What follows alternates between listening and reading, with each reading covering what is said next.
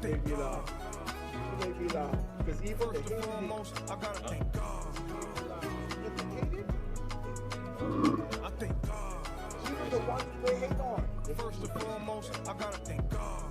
But they hate us because they hate us. I thank God. First Hey, and foremost, so I with the gotta God. thank God. I do this today. I thank Should have God. bought a Honda. Hey. First and foremost, I gotta thank God. I thank God. First and foremost, I gotta thank God. Tell me when we're live. I thank God. And put me on screen. First and foremost, I gotta thank God. Let's do a tight one first and then put me on I what? thank God. Put the PGC in the house. First and foremost, I gotta thank God. Let's go. I thank God. First and foremost, I gotta thank God. I thank God. First and foremost, I gotta thank God. I thank God. First and foremost, I We gotta are live, ladies and gentlemen. Good afternoon, good morning. I hope that everybody is good out there wherever you are. If you ain't here, I don't know what you're doing. Everybody got all their church clothes on. This is an exciting time. I'm watching PGC slide through the situation. It is a wonderful thing to be here, ladies and gentlemen. Progress has been chosen. It's time for us to be able to identify that, to celebrate that, not to kind of linger on what could have happened, what should have happened, not being able to exasperate this sort of an idea of what should happen. Let's deal with the progress and continue to be able to make these things happen. My name is Howard Grant. Guys, I want to thank you so very kindly for being with us. This is the foundation. We're good, man. We're here this morning and being able to do that. I got to be able to say thank you to all those persons who sponsored us and being able to be here with us. I want to be able to say that to you.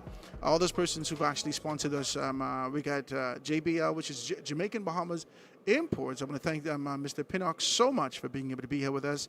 Elnet Maritimes, Albert Hepburn, being able to support us and give us an opportunity to be able to do some stuff. I'm grateful for that. Always grateful to be here and this kind of a thing. Also, the constituency of Elizabeth. You see Jo Beth Colby being able to support us in this particular stead. I want to thank Jo Beth Colby in her capacity for all that she's done and being able to assist us in that. And I want to be able to thank Keno Wong. Keno Wong also is being able to do a great deal of things. And so it's wonderful to be able to have that also in the constituency. He's Senator Keno Wong, in the constituency of St. Anne's. And so he was in St. Anne's. He was in St. Anne's being able to do those things. And so I'm really, really grateful for that and grateful for the opportunity to be able to do that. Also, we have Cocoa Plum Wellness, Dr. Teresa Smith. I want to be able to thank her also. She's being able to do a great deal of things. I got to say to you guys now, if you're looking for a hydrocolonic, you're looking to be able to, listen, let's just have a very clear conversation. I know there's a lot of people who need to hear this now. This is for you to be able to get a pass. And some people from May 12th haven't been able to do. I just want to be decent with you. I don't want to be indecent with you. I want to be decent with you. Go down there and check her out, man. She's in the One West Plaza, out west. Wherever you are, you know, she's always talking about this sort of an idea that when we reach far and wide throughout the country, a lot of persons find their way to her. She has top-notch machines that gives you an opportunity to be able to really clear yourself out and find yourself in a position of revitalization. So you want to do that and check her out. Ladies and gentlemen, I want to thank you so much for being able to be here with us.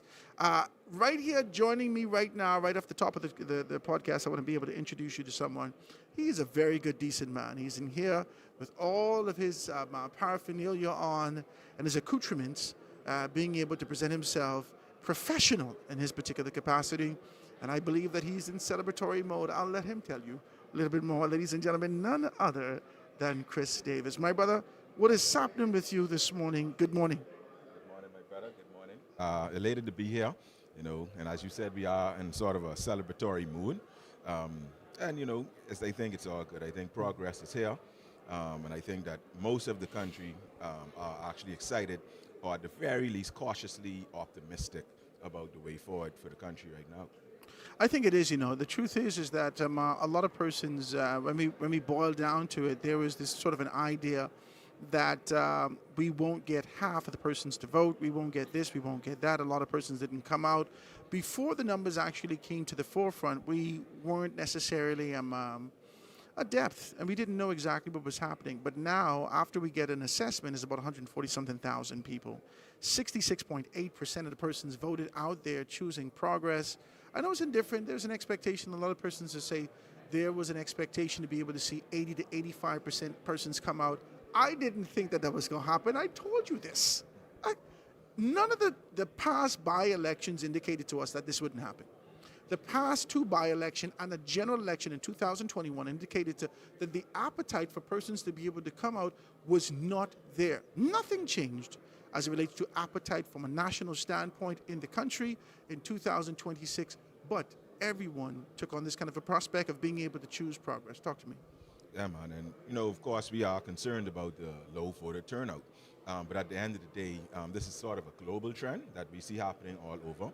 And particularly when you look at the African diaspora, where you have voting turnout as low as in the 30 and 40%, right? And so in the Bahamas, of course, we have always historically had a higher voting turnout. But it's fortunate that at first, we thought that it was much lower. We thought it was actually less than 50%. But now we have just a slightly bit more than 2/3 of the vote, which is concerning. Of course, a lot of that has to do with a voter apathy, where too much of the population may be dissatisfied with the political representatives that we have at the time. But I think there's another factor as well. I think in this world, in this age of social media, people sort of just doing their own thing. And so the apathy sometimes isn't really, whether it's the PLP or the FNM, any sort of disdain towards them. Sometimes just people living their lives. I like this conversation that we're having. Right, and they don't feel that it's, that it even matters in any way, shape, or form, and they're just more so indifferent. I like this conversation that we're having because, truthfully, I think that the age of social media, the advent of this sort of an idea of liberalism, the advent and the kind of acceptance and exploration of feminism, the advent of a great deal of things that this new age concept, people have rejected the traditional concepts and ideas of how we govern ourselves and govern our countries. It's a peculiar thing. People say, I don't want the FNM, I don't want the PLP, I don't want this, I don't want that. Hey, Geronimo, I don't want this. Listen, y'all can see me healing all kind of people, right? Y'all can see me healing people, right? Now, they can say, I don't want this and I don't want. You ask them what they want. What you want? I don't know what I want. No, you're confusing me. Okay? You don't know what you want. You don't want what we have. And you are not in the position of being able to present us anything to say this is an alternative avenue for you to be able to take. We got to fix this. We got to fix this. We have chosen progress in this country. We've taken on this kind of a prospect and position. And I want to talk. I know. I don't want to pull Chris into this conversation. I don't know whether or not this is an appropriate conversation for today. But this sour grapes thing needs to stop. I think it's time for us to be able to do this. This sour grapes thing needs to stop. We need to be able to find ourselves behind and being able to do these great things as it relates to being able to support the governments that are in place. Come on, man, talk to me. I'm just getting a text, and the text is indicating to me, Howard, there is an outburst at Kingsley's swearing in. This is too much. This is too much. We're going to find out these particular things. And you know something, Chris, I want to talk to you about this just 2 seconds. Not to be able to dive into anything. I think this celebratory mode requires us to be able to keep that kind of a tenor that we're on. But I want to be able to talk to you more specifically of what I've seen over the past week. And I believe that what is shaping up in this dispensation, I may be a little bit, far ahead in terms of moving forward with this particular things, but I believe this is shaping up to be a fight against significant corruption. Talk to me. We've seen some things in Grand Bahama. We've seen some things here in Nassau. We've seen some things with the advent of some things. Some things are being unearthed. And I'm not talking about what the FNM talking about. I'm talking about the natural indication, the natural inclination of being able to unearth some of the corruption or the perceived corruptions that we've been dealing with. Do you think this is the time for us to deal with that? Talk to me. Oh, yeah, most definitely. And I think that we can actually see it. I was having a conversation with some young people the other day. And this sort of old adage of corruption, there's a lot of pessimism. Some of it is deserved, but some of it is not deserved.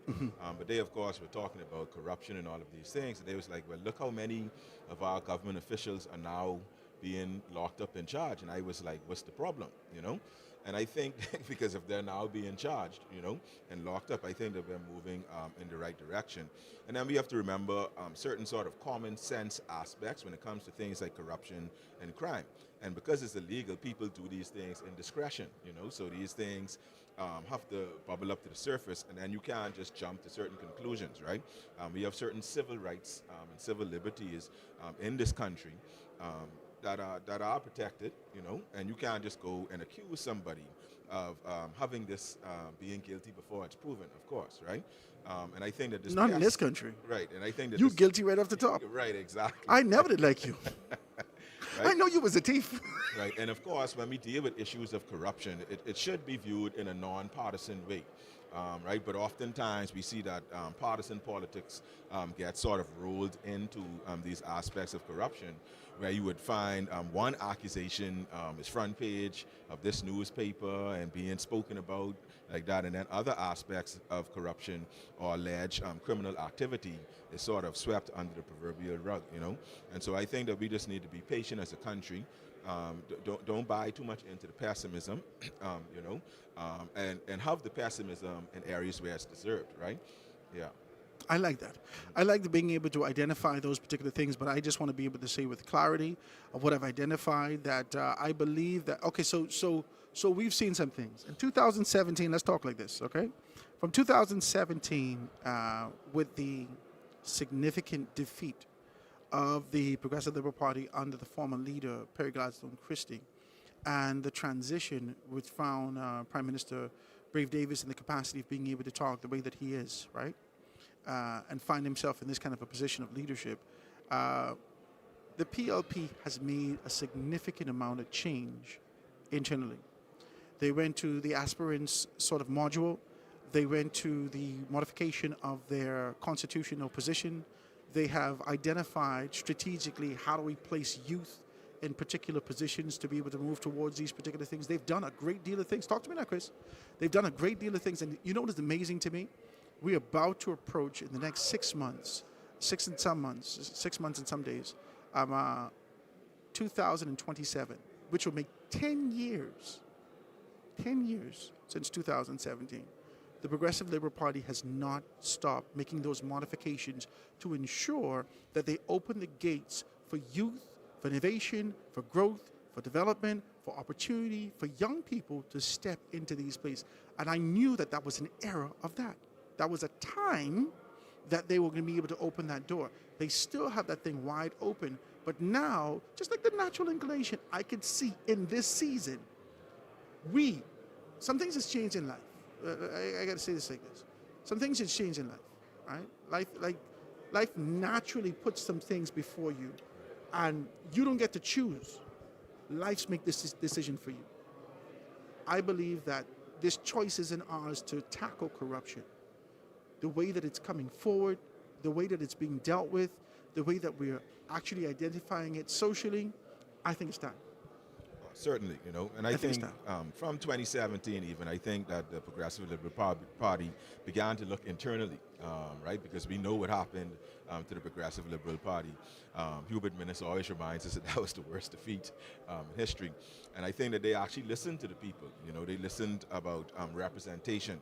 And I think that there was a mandate to sort of go back to the original. In my research the other day, I actually found the first ever logo of the PLP, which speaks about liberty, freedom, and equality, and I think that they were trying to go back to that, and it's right there in the name, the Progressive Liberal Party, right? Yeah. And I think that under Brave Davis's leadership, of course, I have a slight bias. I don't know if it's slight, go ahead. But knowing the man that he is, and you could talk to people about Brave Davis, but regardless of the side of political spectrum, certain things that people will all agree on, that he's a man of the people, and I think that he also listens to people, and I think that he listened to what was needed, and it was much deeper than just that, political analytics, right? I think it was something where he tried to look into the heart of the people and see what their desires actually were. Yeah. I can pull some people on while he's sitting here with me, if you don't mind. Come, Adrian, come sit here with me. Yes, sir. You know Adrian Francis? Of course. Okay, let's go. Adrian, come talk to me. Say good afternoon to the Bahamian people out there that are listening in. Ladies and gentlemen, this is none other than Adrian Francis, always being able to be here with us, being able to talk the way that we are. You can see a lot of this today. You understand me? We're out here, people passing me all day. We can grab on the mic and we can have a good conversation. Agent, say good afternoon to the people out there. Hey, good afternoon to the people out there. Okay, good. I'm glad that you can listen. Good. Talk to me about this. I was just telling Chris, what we've seen is sort of the unearthing of being able to deal in this dispensation with corruption. This is a celebratory time. We don't want to be able to kind of make the mood somber, but we want to be able to talk with clarity about some things that's happening in the country. And what we've been seeing now over the past few days, I'm just getting information right now on my telephone that there was an eruption of sorts that happened at the swearing in of Kingsley Smith, who's the member of Parliament elect for West Rand Bahama. I'm understanding the same thing. I just believe that only a fool answers a matter before he hears it. And we have to be careful. We have to be very, very careful to ensure that we don't turn allegations into executions. And I think we've been comfortable with that over the years here in our country. Yeah. We turn allegations into executions. And we have to be careful that we don't become a rogue state based on political anger. Everything is so fresh coming out of the election. And because things are so fresh, there's still a level of disappointment, hurt in the opposition. But let me just say also that we have to be very careful as a country to maintain the level of character and integrity, not just for the world, but for us. Anyone who is being... But this should have been known. Talk to me now. This should have been known with the introduction of this desire to be able to see external observers to our electoral process. Mm-hmm. But the letters that was written by the opposition and sent abroad, I don't know how far it went, I don't know if it went to the North Pole, Yes. asking Santa Claus to come here also. It was too much, Yes. okay? They did that. We knew over the past 4 election cycles that this is what happens. We knew with the introduction of these particular things with Hubert Alexander Ingram that this is what happens. We knew that this is what's going to happen, but they took it to another level. Yeah. And despite doing that, they were the ones that placed themselves in the position of being able to, quote unquote, show out to the entire world as opposed to being able to keep the political and honorable integrity that this system requires. Talk to me about it. Well, I'll add my little 2 cents there. If it was up to me, I would actually argue that some of these nations and people that they were reaching out to come and observe our elections should have been the opposite way. My God. Because we haven't had political assassinations, we Yeah. haven't had attempted coups and all of these things.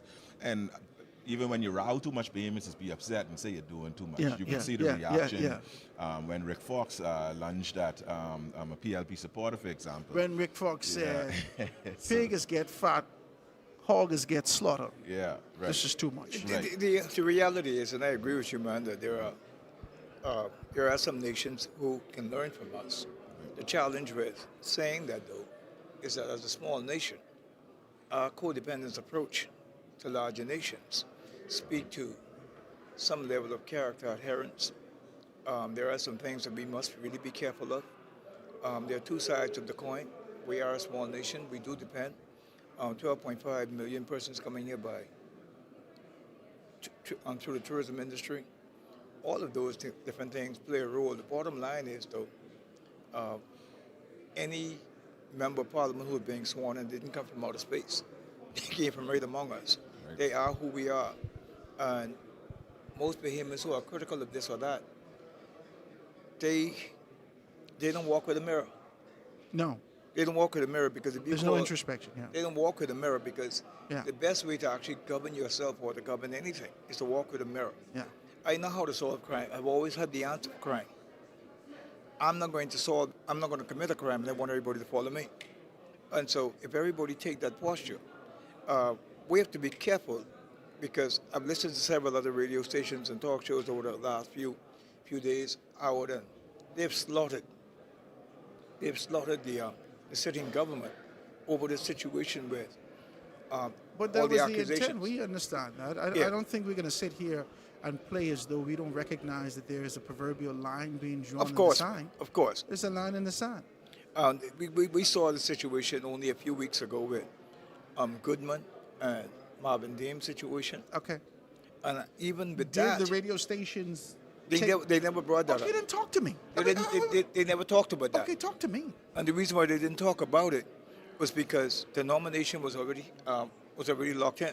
Okay. And so you go ahead and you nominate Marvin Dames. You nominate Marvin Dames, whose credit card was attached to this boat fuel. Okay. But now you have the hatchet out. And so let's be real, because there's a difference between policy and politics. Okay, then talk to me. And so if you're doing the politics, let's say what it is. It's politics. Okay. Now it's time to govern. We're talking policy now. Yeah, Let's get to the place where we govern our country. I agree with you. Talk to me, Chris. Boy, listen, I got something on the edge of my tongue, but let me just say this. I won't dwell on it too much, But I would say that $30,000 being found on a plane is not as bad as 200 bricks. 440 pounds. Right, yeah. So, and then, and again, we understand, like Mr. Francis, of course, said, the opposition is hurting. And I don't even want to keep returning them further, Mr. Opposition. Let's say that there are some Bahamians that are still hurting because of their political stance or whatever. But at the end of the day, me as a heritage professional even, right, this is the view I take as well as a nationalist. I'm a heritage professional. This is an aspect, a category of our nation that has been historically neglected, arguably one of the most neglected. But I can still look at other areas, other sections of our community and society and appreciate where progress is made. You understand? So though me as a heritage person may feel slightly neglected, I can still look at 2 economic upgrades in 1 fiscal year. I can still look at the National Youth Card. I can still look at the National Feeding Program. An upskill program. An upskill, right. And what I'm most excited about, or happy about, I should say, is that it seems that the youth, does not actually buy in to some of the xenophobic grifting, this making a leaky roof seem like we don't have any roof at all, in terms of I think we got to immigration, be able right? to commend social media for that. I think social media has desensitized, or rather sensitized, younger people to malarkey. They could be able to see this is garbage. Yes. They could see this don't even make sense. Right. So one time ago, you could have been able to hide this within the leaves of the punch. You could hide this where people kind of swim through it and say, oh my God, I can't believe this. But now, because everything is so accessible, everything is just out there in your face, you have to decipher. You have to determine. You have to eliminate. You have to say, this is garbage. That's right. And I think a lot of persons have done that I think, in this age of we- dispensation. We've come a long way, especially when it comes to media. We've come a long way. It's unfortunate that we do have partisan media in the context that, again, as a small nation, Howard Grant may be running for a constituency for a particular party. The challenge is I may oppose the party. How do I go about now opposing Howard Grant? I have family members who do talk radio. I do talk radio. We don't see the eye to eye on the same issues. And then that medium or platform that he's using does not sit well with the one that I'm using. So we see some things differently. But at the end of the day, I'm old enough to call a spade a spade. Yeah. And, being liked is greatly overrated. And that's the problem we have to get to. If everything you say and everything what you do, you need to get some kind of a vote for it, some kind of applause for it, you might as well go and down Miss Bahamas. You have to hold a view, have some convictions, and stay to your convictions. I agree with you. Yeah. I agree with you. Now, I don't know if you want to be in them kind of situation where people clapping you up. I don't need nobody clapping you up. Clap me up. No, Hold to I a on view, mission. man. Have some convictions. I on a mission. Let's complete the mission and do what we called to man. do in this time. Yes, sir. I don't need you to like me. Yeah. I know in this kind of a media, especially what we're in right now, Chris and I was talking about it off camera. The truth of the matter is that there is a significant contention that exists among the brethren Yes. within this particular sphere, within the Fourth Estate. Yes.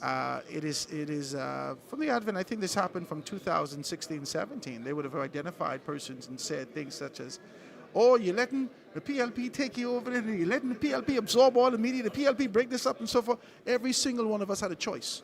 My God. Every single one of us had a choice. I can't get no amen, Jesus. Yeah. Every one of us had a choice. I got to give you an amen.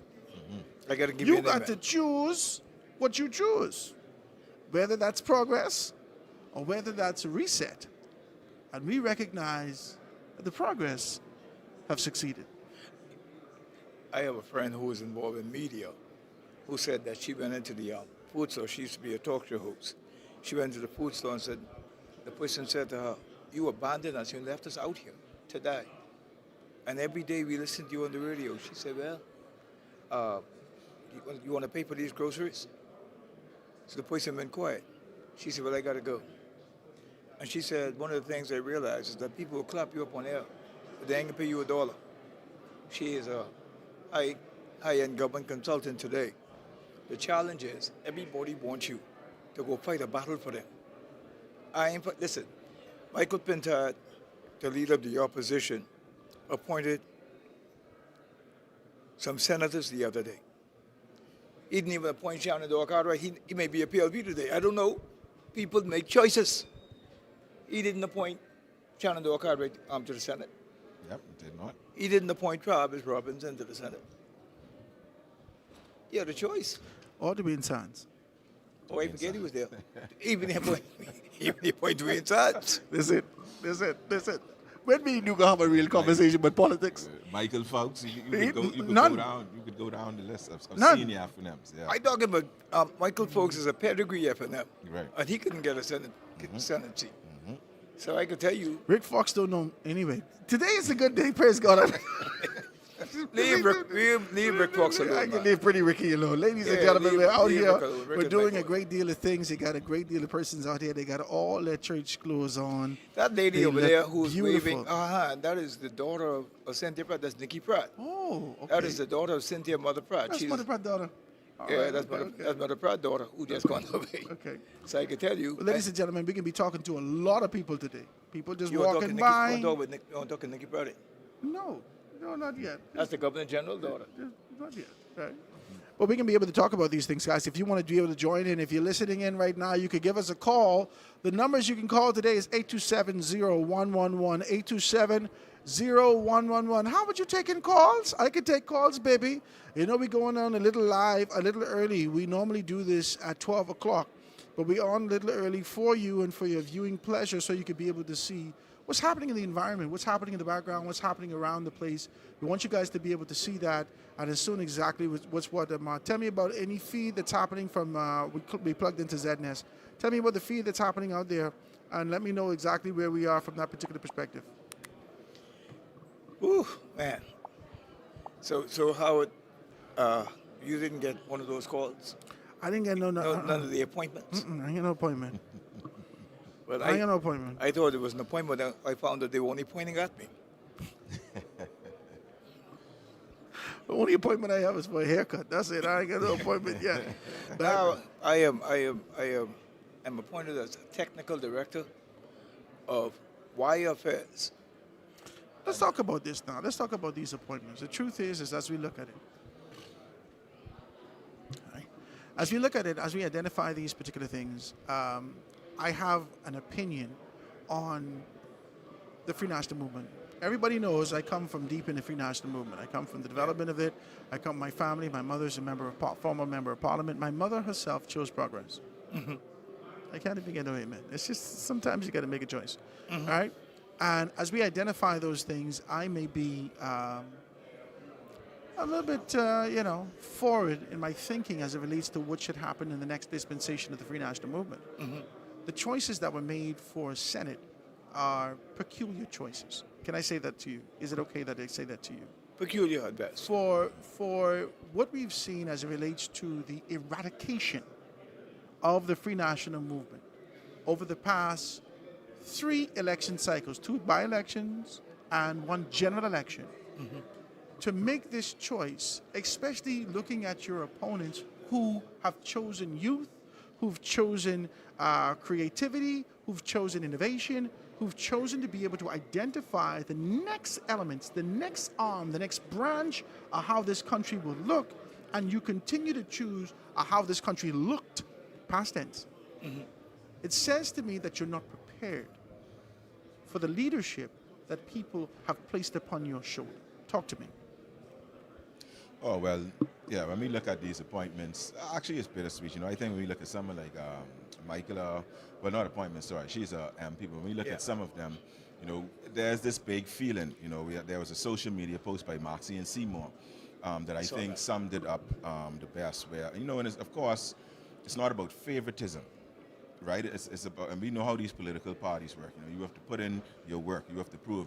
You may even be from a particular family, but you can't just ride the coattails of that family. You have to contribute not just to the party, but nationally, right? And when you see how people have been sort of overlooked, and it just seems very disingenuous. Some of these appointments. Now, the young fella Johnson, I believe his name was. I don't know him much.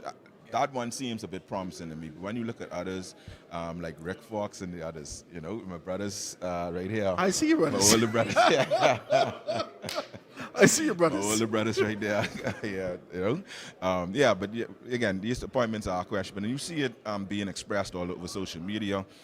You even see where you have shows that are heavily leaning towards the opposition today. Even their own supporters are questioning some of these appointments, right? And it seems like these appointments are being made over favoritism, over I like you, and to be honest, you also saw it with Dr. Hubert Minnis. Now, Dr. Hubert Minnis was acting very untoward, I would admit that.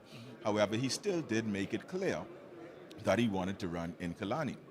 Now, I guess you could argue that it was not, quote-unquote, the wrong decision because the FNM still won their sort of stronghold of Kalani. But at the end of the day, there seems to be this attitude within the Free National Movement, the disunity. And this is what you heard. And I think it'll continue to perpetuate. Right. I don't think that it'll subside. Right. I don't think that even after a defeat like this, for being able to see the sour grapes that are coming to the forefront of, what about this? What about that? You know what I mean? It's too much. Right. You have been soundly rejected in these particular constituencies. Rick Fox, in his particular capacity, with the star power he has around the world, he has a glow. He is jet-setting globally and has been rejected by every single polling division in Garden Hills. I know that's your guy. And I don't put it I on, again against you. and I don't put it on Rick Fox. First of all, Michael Pintard, from a caucus perspective, did not have the support of Adrian Gibson, who should not have been there. He should not have been there. We've said this before. We have to decry the fact that Adrian Gibson case is still going on in this country. But let's hold on now. We have to decry that. Hold on. Contrast Adrian Gibson to Kirk Cornish, who's just victorious. My God. Contrast it. You went through the court system, the same court system, mind you. Kirk Cornish went through the same court system. Why in the world are we still playing with the court case of Adrian Gibson? So Michael did not have his support. Kwesi Thompson is Dr. Minnis' cousin. Dr. Minnis was not supporting Michael Pintard. Shannon Cartwright said that he was more PLP than Brave. Aram Lewis jumped ship. And so now Michael Pintard is sitting there, but the only person who he wasn't sure was on his team was Adrian White. So now you're stuck in a situation where you, the leader, have to make decisions for the persons who you have on your team. And then on top of all of that, he didn't own the FNM. Ingram still owned it. And so Ingram was treating him like he was tolerating him. So here's a fellow who's going into the election trying to create a party in his own image. This what Guardian fired me for, Yeah. So here's a young man who's leading the FNM, trying to create it, trying to build it in his own image. So you have to go to Rick Fox. Kumalafi was sent to him. And so you got to understand. Hold on, fix that. I'm a political insider. Kumalafi was sent to him? Sent to him. And so you got to understand that. You can get some time, either on camera or off camera, to elaborate on that, sir. Even if you want to think about it, how do you get to the place where Arintia Kumalafi, former DNA, former PLP, whatever you want to call it, Arintia, Three-time loser. She's a girl, but she's loose. I quite like She Komalafi, look, though. but that didn't make no difference. Yeah, You know? she- But In you this, know- but in you this, know, what we talked you- about earlier, I either think- there's I- a pageant, I think it's or the- there's politics. I think it's the You got African to surname. win in this. She's not attractive. You got to win in this. Yeah, she's not. She's not. Yeah. Listen. So Michael had all of that. He had all of that to deal with. So now you got Kumalafi. Based on what he have left, based on persons who would have won their seats, you got Lincoln Deal. You got Andre Rawlings. The best debater the F&M had during the administration when Rembert Wells and Andre Rawlings absconded and went to the PLP. The best debater in Parliament at the time was Andre Rawlings. You mean the most aggressive? So again, You mean the most aggressive? no, he was the best debater. Despite you could call his antics aggressive. You put Andre Rawlings on the floor with anyone, he'll go toe to toe with them. Of course. And he can speak on his feet. Articulate, insightful, Articulate. knowledgeable. And so he is capable, but he's also he will give Michael a run for his money. he also has a tolerance issue. Well, that's the last time you saw him. People grow. And I'm not saying that. But has he grown? The very first thing before the election in May 2012, he on the road rowing with Mr. Knowles. I just want to be decent with you as I say this. 14 years ago. And so what I'm saying to you is that, right, people grow, people mature. And you cannot get to it unless you go through it. Let's Now, hear this. Let's hear this. Can you hear it? Huh? This is happening, and this is the Senate right now. The Senate is actually in session right And now. so we We're saw voting there on the just Senate. I now can see Clint Watson. the Senate Clint Watson President is in the Michelle Senate. Adderley Latrice select is in three there. of the members to now go and Everybody's in inform the Governor General that I the can Senate see President, Kenan the Vice Johnson. Senate, Yeah. Vice President of the Senate has been elected, and the Senate is pretty much in place. Right? Talk to me a little bit about what happens from here. The senators now will visit the Governor General and inform the Governor General that one, we have elected a president, and This is the two, information right here, ladies and we gentlemen. would This is Keno. we would invite you to the Ellsworth precincts of Johnson. the Senate for the speech to the throne. And there we see there, the three senators are about to leave the Right. Senate to go and Government House. to go to Government House to inform the Governor General. And I can hear in the background that I think the new Speaker of the House, That's the chaplain. the chaplain, sorry, We plugged will into soon that feed, announce. so don't and then- fight me. Right. I think I work at Deadness too. Oh, you work at ZNS also. Praise. Do you also? And eventually you'll be there. All right. But this is it, man. This is a beautiful thing that we're having. This kind of a conversation that we're having about being able to move forward and being able to understand our capacity and understanding the politics of this country. I think the sour grapes thing should be Well, done. these with. guys need bomb SWAT. suits. Yes. Or SWAT. They They are want SWAT. Whip wop. SWAT. Whip wop. Listen to me. Julian believe whip wop SWAT. There's a level of celebration that's happening in this country. Senators, be she's able to calling for a identify that. robust and firm debate, but that the debate be rich Sir. but not repugnant. Not with them. Amen. We giving our commentary. You need to stop. Right. Keep watching. Right. So we can be able to do that, guys, and be able to have this kind of a conversation. Like I said to you, if you want to join in, please give me a call. The numbers that you can call here today are 827-0111. The only show, I guarantee you, that gives you an opportunity to be able to call and put your voice, your mind, your thoughts on record and being able to talk about those things. So this is a great opportunity for you and a great opportunity to be able to do these things. So let's talk about this and continue to be able to talk about where we are. A lot of persons are kind of filing in right now. A lot of persons are moving in. If you didn't know exactly what was happening, I want to be able to give you information. Because of the perceived inclement weather, there was the weather forecast indicated that there would be a 65% chance of inclement weather that's happening out there.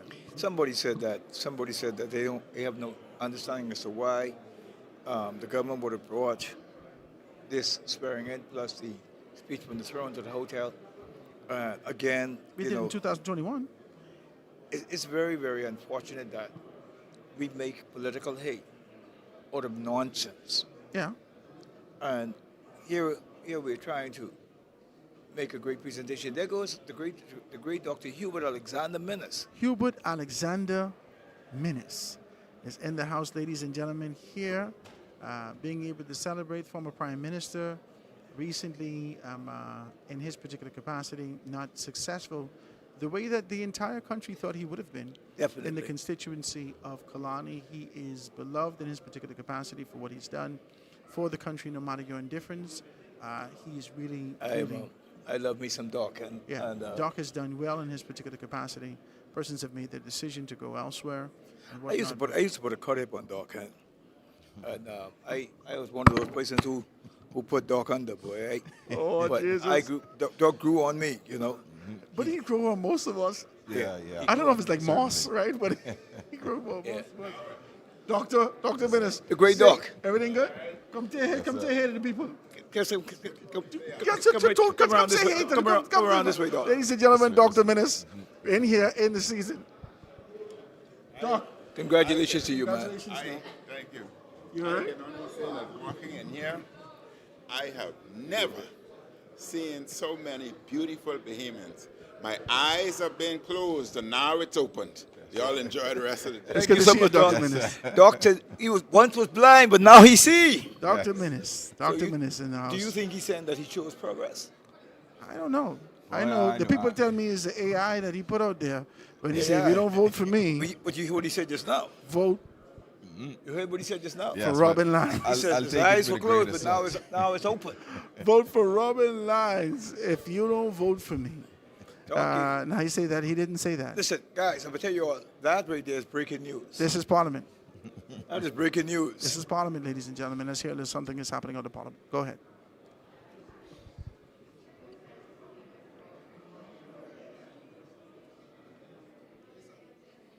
This Parliament, you can hear it? You can hear the audio? Pull it in. Pull it in. Let them pull in the audio. Let's hear see exactly what's happening. I ask for your indulgence Let's hear it. to first acknowledge the grace Look at my and mother. providence of Almighty God, You look gorgeous. whose continued guidance we humbly seek in the discharge of our duties to this honorable house and to the people of the Commonwealth of the Bahamas. Honorable members, Honorable Patricia DeVoe. this day marks the reassembly of Parliament following the prorogation and dissolution of this honorable house, and the conclusion of a general election in which the Bahamian people have once again exercised their democratic right. In doing so, they have entrusted this new Parliament with their confidence, their expectations, and their hopes for the future. It is now our solemn responsibility to justify that trust. This Parliament stands firmly within a long and unbroken tradition of representative democracy. It is an institution shaped over generations, sustained by the confidence of the people, and renewed in each Parliament by those elected to serve within its walls. We are today the custodians of that inheritance. Honorable members, I wish to extend my sincere gratitude to the constituents of the great constituency of Bamboo Town for once again affording me the privilege of serving in this place. It is for them and through them that I proudly serve. To my family, thank you for being my bedrock. Even in the harshest of times, when my name entered unknown spaces, you carried me the most with your comfort and prayers. I also extend appreciation to all honorable members who have been returned or newly elected to this Parliament. Your presence here is the product of public trust, and with it comes a duty that is both solemn and shared. To the team that carried me through this journey, you are the real champions. I further extend gratitude to the parliamentary staff, the clerk, and administrative officers of this Honorable House, whose diligence and professionalism continue to sustain the effective functioning of this institution. To the Right Honorable Member for Cat Island, Rumkey, and San Salvador, I extend acknowledgement for the role played in the formation of this Parliament and for your continued service, sir, to the Bahamian people.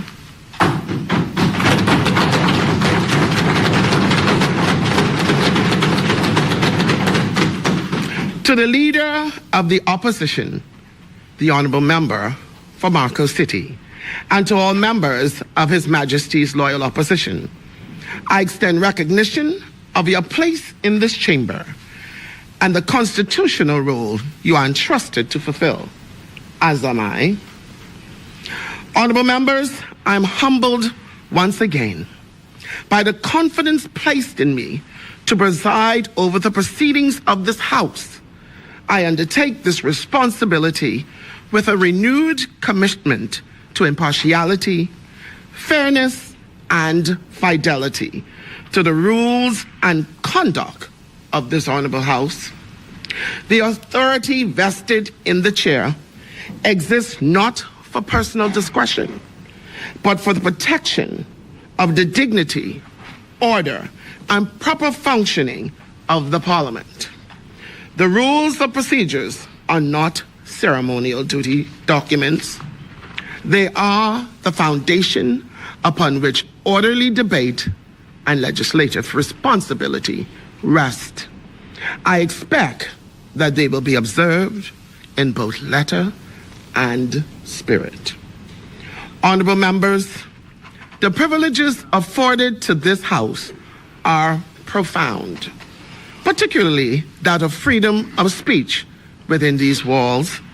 These privileges are preserved not by their existence alone, but by their responsible use. It is the duty of every member to ensure that what is protected is not diminished by misuse.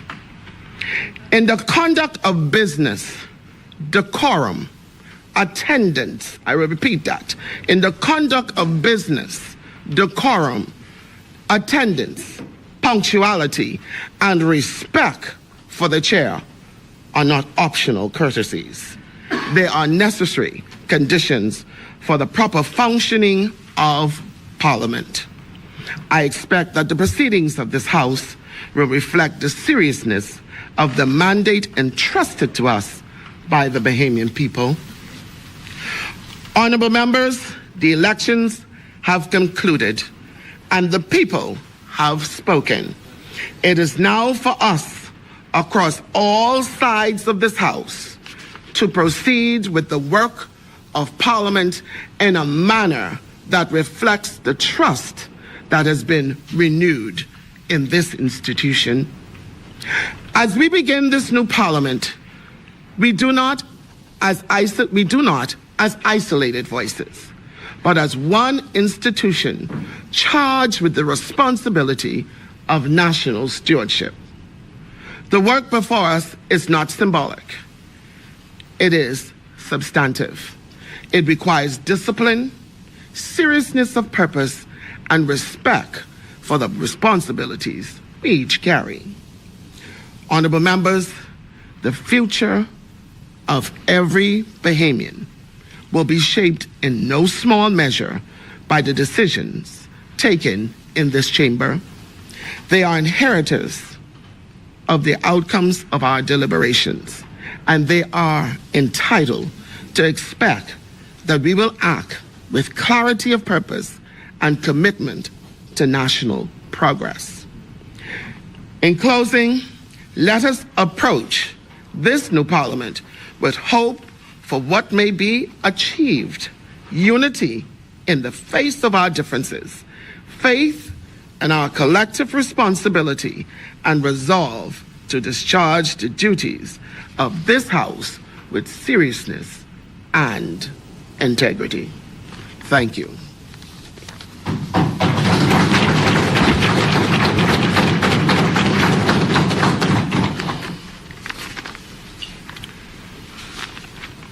I now invite honorable members to elect from among yourselves a member to be the Deputy Speaker. The Chair recognizes the honorable member for Pinewood. Thank you, Madam Speaker, and I congratulate you on behalf of this side on your selection as Speaker. Thank you, Honorable. Madam Speaker, I rise to nominate the honorable member for North Eleuthera to be the Deputy Speaker of the House of Assembly. Thank you, honorable member. Is there a seconder? The Chair recognizes the honorable member for Central and South Eleuthera. Madam Speaker, I rise to second the motion. Thank you, honorable member. It has been moved and seconded that the honorable member for North Eleuthera be elected Deputy Speaker of the House. As many are in favor, will remain seated. Those opposed will stand. The honorable member for North Eleuthera has been elected Deputy Speaker of the House.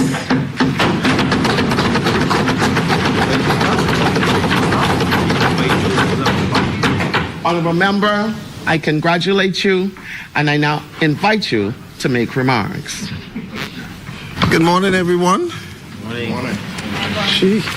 Morning. This afternoon.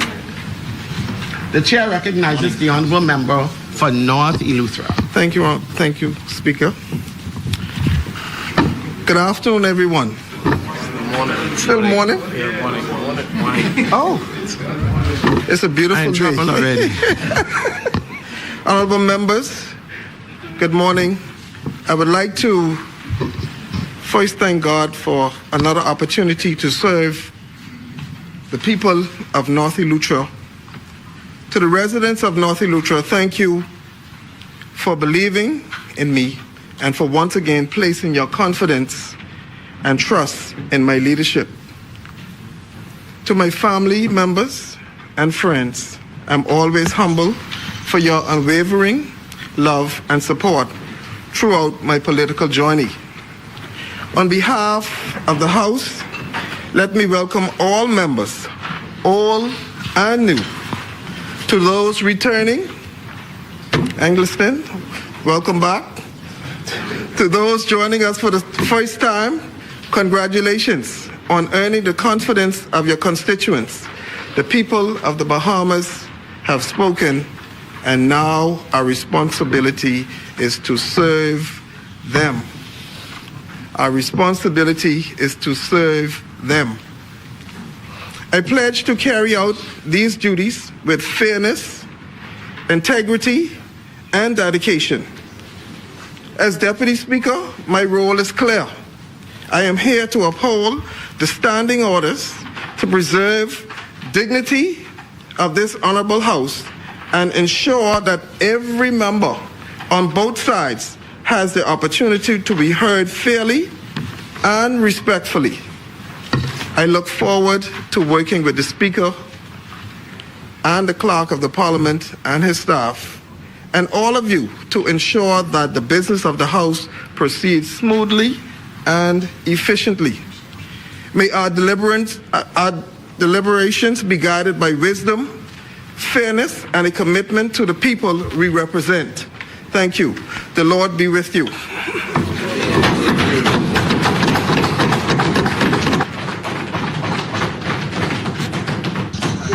Thank you, honorable member.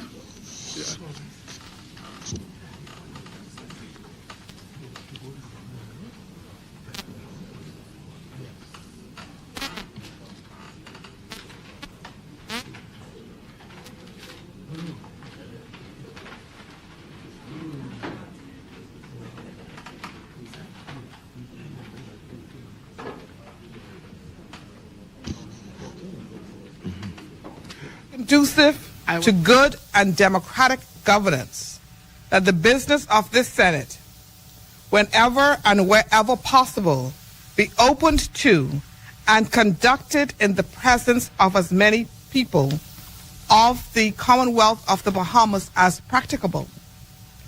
Be it now therefore resolved that this Senate adjourns to meet later today in the presence of Her Excellency. As many as in favor say aye. Aye. Those opposed say nay. The ayes have it. The resolution is agreed. This meeting is adjourned. We will now proceed to the Imperial Ballroom at the Atlantis Resort in the presence of Her Excellency.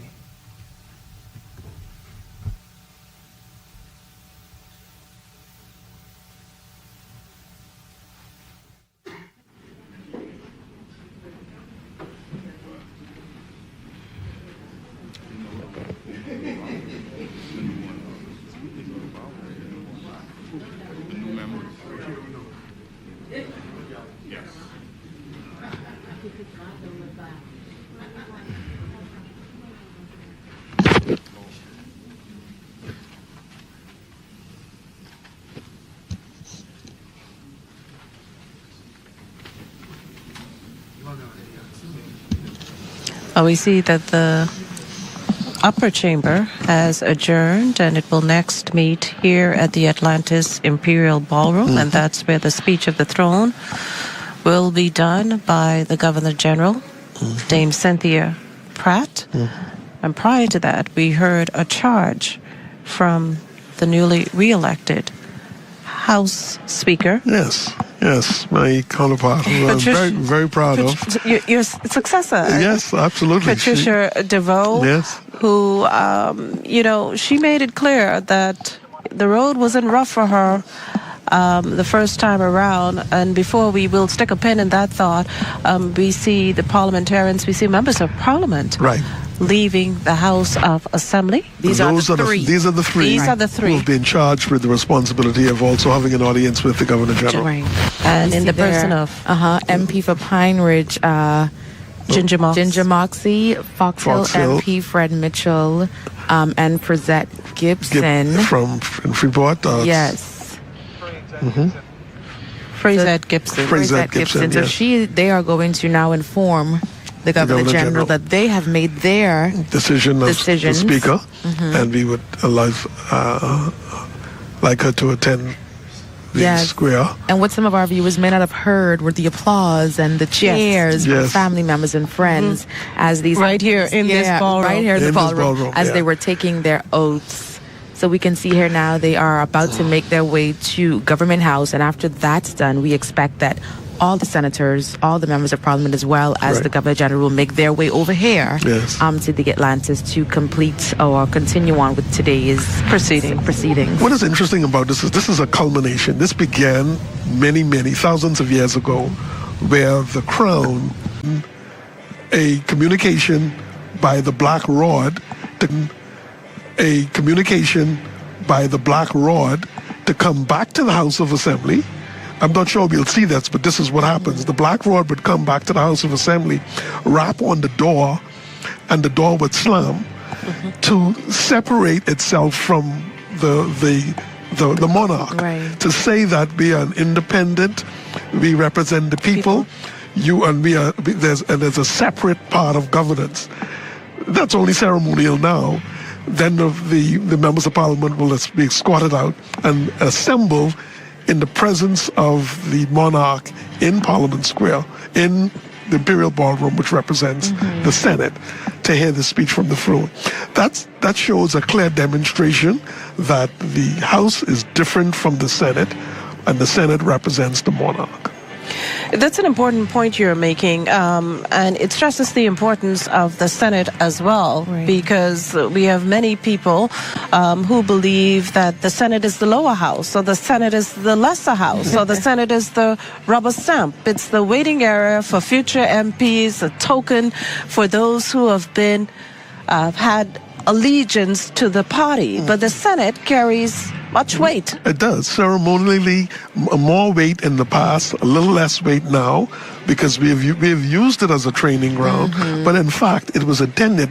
One of the requirements to be in the Senate is you have to be over 30 years old, which is in Parliament. Right. It's very different. Lower, yes. It's much lower. And we see that now this time around with Opposition Senator Dr. Trevor Johnson. He just made that requirement. That requirement. And the purpose of that is we want a level of sobriety in the Senate, some experience. Maturity.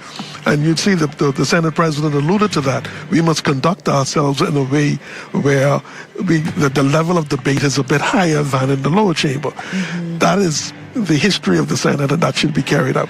I believe the Senate will execute that very well. And I was just about to ask you, how confident are you that, because you made the note that, we've seen the debate more or less, for lack of a better phrase, not diminished diminished to what it should have been. How confident are you that we're going to get to the level of not where we want it to be, but where it should be this time around? We have, like Ianthea pointed out, we have a good mixture in both houses of young and old, experienced and novices. How confident? I just want to stick right here to show our viewers that we are looking at the convoy here just arriving at Government House to officially inform the Governor General that they've made their selections. Will they go back to Parliament Square, or do they come straight here after this? They would go back to Parliament, to the House of Assembly, to inform the House that we have sent a message to the Governor General, and we will meet in the precincts of the Senate. Yes. Now, whether they enact the black rod wrapping at the door of the House would be an interesting. I think they should show that, because that speaks again to the separation and the importance of the dignity of the two being separate. And so the Senate should be allowed to. Senate speaks freely. Senate debates openly. And the Senate brings a level of sobriety and maturity to all, and we can see it now play out in Government House at the moment. And we can see now on our screens the three members of Parliament now officially informing the Governor General. We can hear the voice of MP for Fox Hill, Fred Mitchell, now delivering that speech, that presentation to the Governor General. And we see there one of the opposition members of Parliament joining him. Is that customary, or that is customary? That one opposition? Any House committee made up of the House committee nominated by the Speaker will have at least one member of opposition, because that's the House. It's no PLP, FNM right now. We are all members. We represent the people. And back to the point about women, they chose two women. Exactly. There we go. Is there any significance in the number? Because we see 3 from the Senate and now 3 from the House of Assembly. And I know this is nothing new, but speak to the significance of that number. It represents a proportion of the elected members. So the overwhelming majority was the government in the House. Therefore, you would see 12 senators. As opposed to 12 and 4. 12 versus 4. If the percentages were closer, there would be about 2 senators where the Prime Minister and the leader of the opposition would need to discuss and agree as to who would serve in that Senate seat, because the Senate would have more numbers. We had a situation like that in the past when the numbers were a little bit closer. But it's more clear-cut now, so it's 4 and it's 12. 12 for the government and 4 for the opposition. And we know you've served as House Speaker before, but in your experience, what to you really defines an effective, successful parliamentary session? Firstly, one that passes bills that touch people at their kitchen tables and in their hearts, and they're inspired by the work. I always dream and pray that Parliament will function. We are back, ladies and gentlemen. This is the Foundation with Howard Grant, just trying to be able to do it. I tell you, ZNS gave me a little bit of feed, but I didn't want to really get in the conversation. Amen. So we're jamming right now and being able to have great conversation. I tell you, some great people are passing by and having good conversations with us and talking to us about what's happening throughout this moment of progress being chosen. And so we're excited about it, excited to kind of bring it to you and let you know exactly what's what. Sitting here with me is none other than my very good friend, man. I didn't see him in so long. He was a very good guy. I really was rooting for him and in his corner when he ran in his constituency of Long Island for the Progressive Liberal Party. And he became senator in the country, so he's done a great deal. Was it BAIC? Bamsey, Heather Bamsey. Ladies and gentlemen, none other than Tyrell Young. My brother, say good afternoon to the people out there. Good afternoon, Howard. Good afternoon, Bahamas. It's great to be here in good company with my good friend. Man, talk to me. Howard. Don't you hear me some of that? Bang. I didn't see you in a little while, man. I thought you would have been an excellent choice. We ain't getting back to that particular things, but we know that you have an affection. You have a great relationship with Long Island.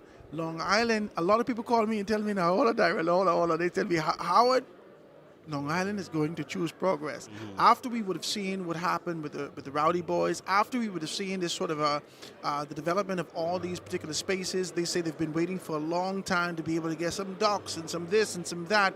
And this administration, well, the New Day administration had committed to those particular things, but they still shave out just a little bit. Talk to me about that. Howard, what I could say in reference to Long Island in particular and the promises that were made, most of those promises were kept under the Progressive Liberal Party first term between 2021 and 26.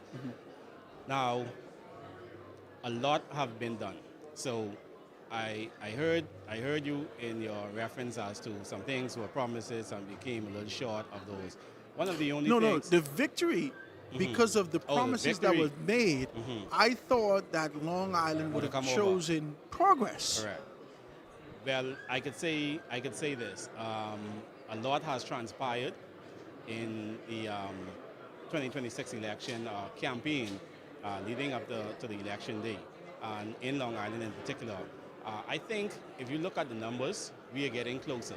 Look at the numbers. Time after time, we are getting closer. I think the people are willing to come over. I think some things that happened that persons were not pleased with in that last campaign. But if you look at the numbers in Long Island, we are climbing as a Progressive Liberal Party in Long Island. So we are making good inroads in Long Island. Come the next general election, I have no doubt that Long Island will see the progress that has been made. That's what I wanted to ask you. You think that there's a dent in the armor? You have made significant strides against Adrian Gibson. Adrian Gibson, in his capacity, going through the political battle that he's going through, well, the court battle that he's going through, and what actually kind of ousted him in that particular capacity. Long Islanders being able to see that, Renika being able to come down there, but yet the introduction of Andre Rollins. Andre Rollins in that particular capacity, finding victory for that. Now listen to me, that victory didn't come easy, because guess what? The F&M introduced a slate of people, and Long Islanders rejected them. Correct. They say, well, we didn't want you. Correct. We didn't want this one. Correct. And listen, historically, we know that Long Island people don't play them kind of games. Right. Long Island people tell Larry Cartwright, Larry, listen, we get with you independent, but when we get you in, you make sure do the right thing, right? So talk to me about that. Do you think that there is a dent in the armor from a political standpoint, that this sort of a fortress for the Free National Movement has been dented, and that if you continue to work at it, you could be able to find victory next go round? Most definitely. And you said it quite right. We have not only put a dent in it, I would say we put a great sinkhole, or what we call a blue hole, in the middle of their armor when it comes to Long Island politically. Blue hole is a lot, because you know the blue hole deep. Deep. That's my point.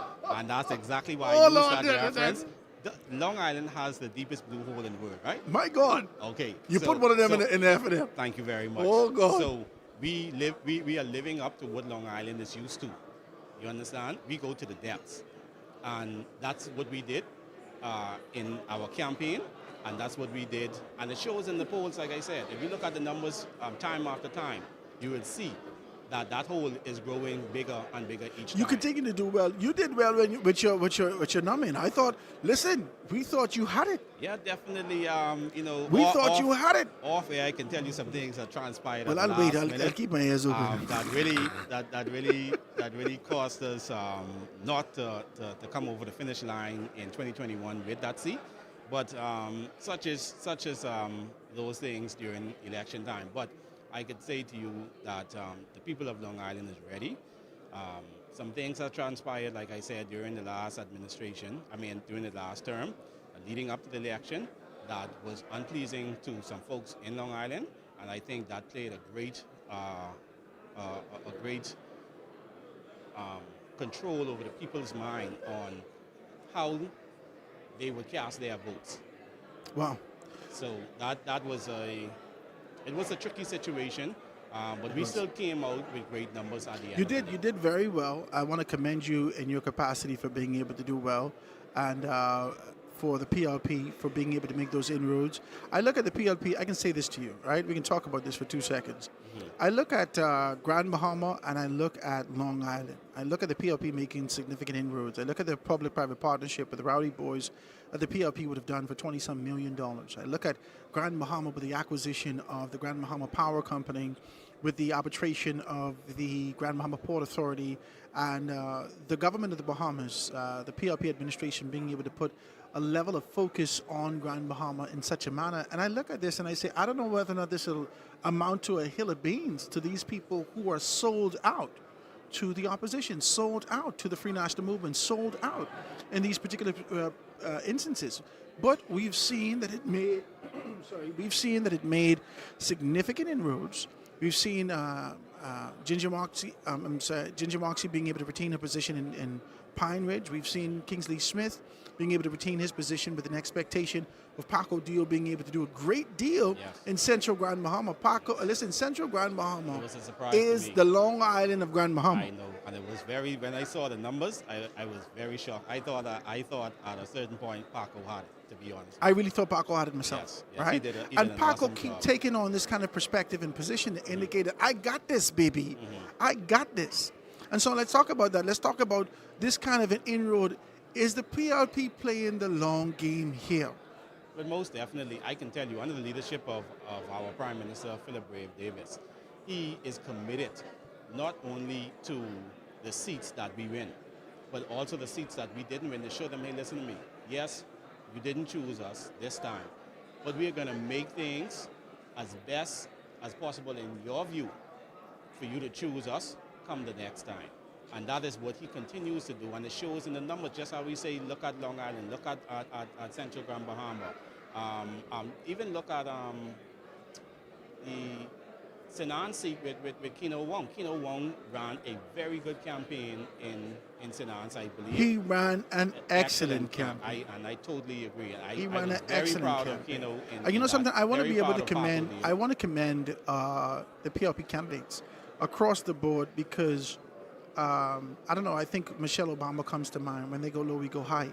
That comes to mind because the expectation that I had for Sabas to kind of be able to take on after we would have seen former Prime Minister say to the entire country, if you don't want Sabas to be Prime Minister, don't vote for him now in the constituency of Fort Charlotte. And I thought that they would take on this kind of a nasty position.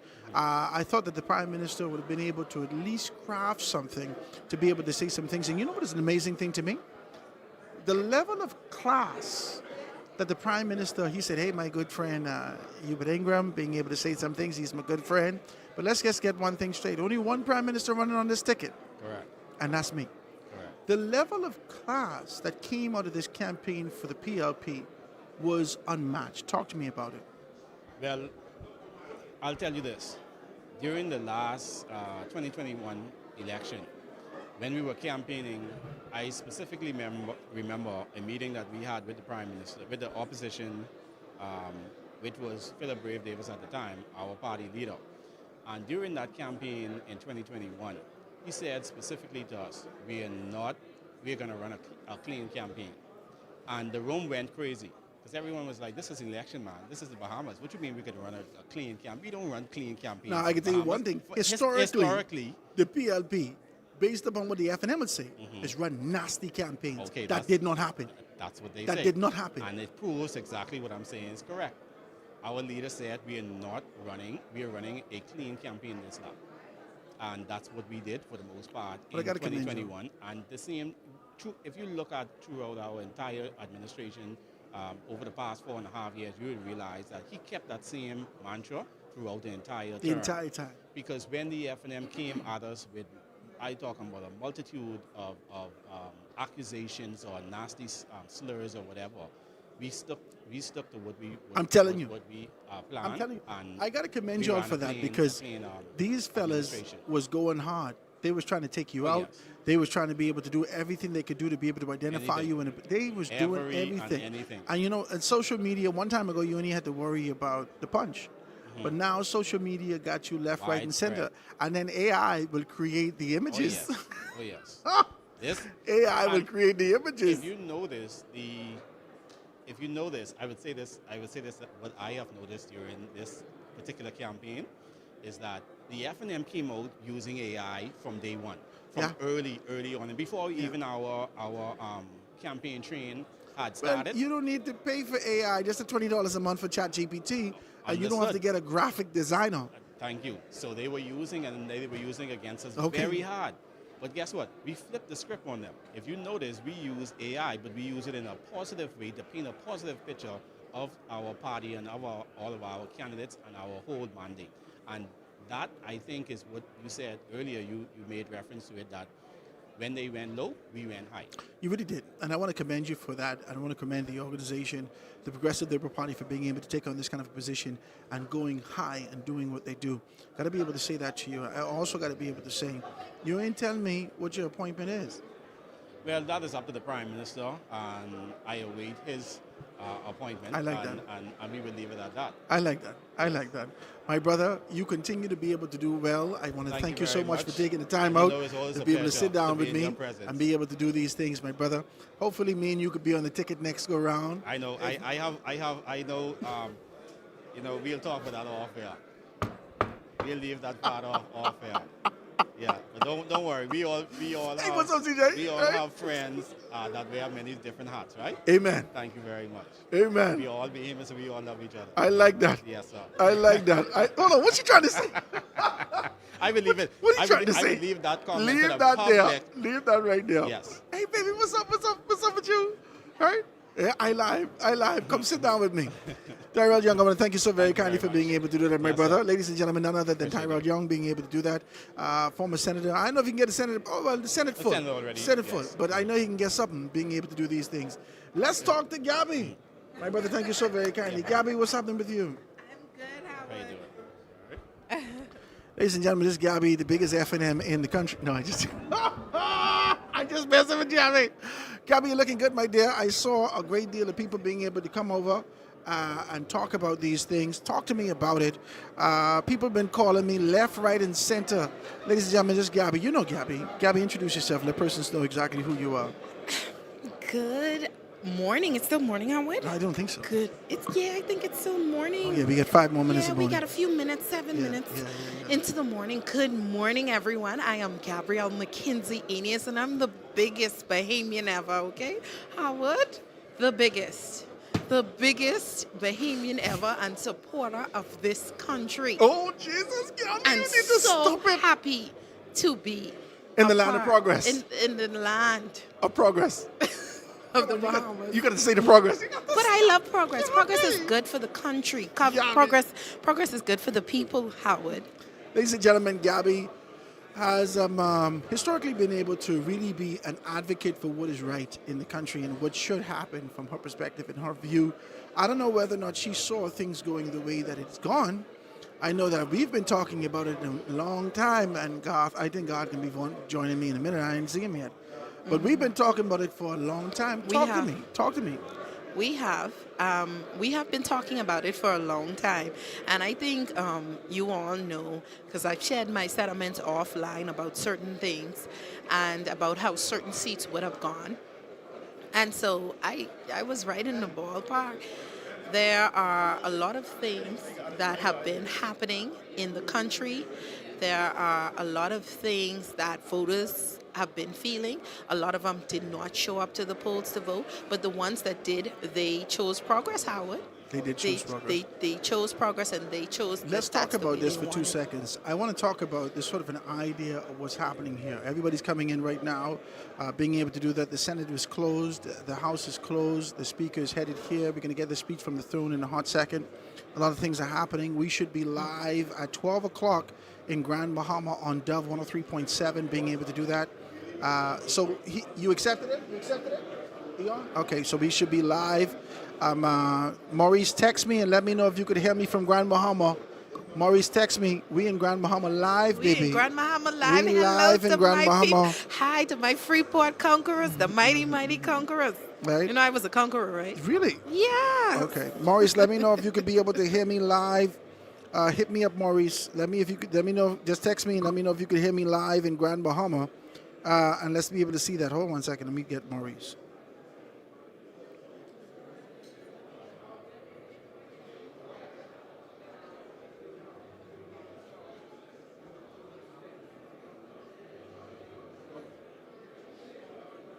Hey Maurice, good morning. Let me know if you could hear me live, please. You should hear me live. If you have any problems, let me know so we can fix it quickly. We got 4 minutes before we could be on air in Grand Bahama. We should be live and being able to jam like that and doing what we do. I go live on throughout the week in Grand Bahama also. All those persons who follow me know that we do ZNS at 2 o'clock to 3 o'clock. And we do 12 o'clock to 2 o'clock every day. We do the foundation in Grand Bahama. So we all over the country, and we're syndicated the way that we're doing these particular things. Guys, this is the foundation. We're here with Gabby. Gabby, talk to me. So you said you did not know about these particular things. A lot of persons made some predictions about what should happen. You would have heard some persons take on this kind of a position. I don't know whether or not this is their infatuation with one organization or another, but they took on this position to say that they assumed, identified that the Free National Movement would get 30 seats. Gabby, I never see 30 seats for the FNM yet. Gabby, I don't know who the most accurate person I could say was the predictions to say who they identified. I could tell you one thing. I expected Robin Lyons to win in Kalani. I expected her to win. I think that was on both of our cards. I expected her to win in Kalani. It was a very tight race. I did not know that Kalani would have such a commitment to the Free National Movement. I didn't know that. Mm-hmm. I assessed them in such a manner to say that these are progressive people, they're progressive thinking, they're progressive in terms of being able to identify these things, no pun intended. But I did not know that they would lean heavy with the Free National Movement. In 2021, Minnis got 2,501 votes in that constituency. Mm-hmm. In this particular dispensation, Minnis didn't get, how much he get? Boy, he got 500 and something, 560. How much Minnis get? 565 or somewhere around there. It was about 565 less than 600 votes. Less than 600 votes. Less than 600 votes. And MacGyver got about 20 votes less than that. 20 votes less than that, right? Mm-hmm. And so this was an amazing thing for me to see. I did not know this. Gabby talked to me about what happened on the ground. I was actually in Kalani on the ground with Guardian that night.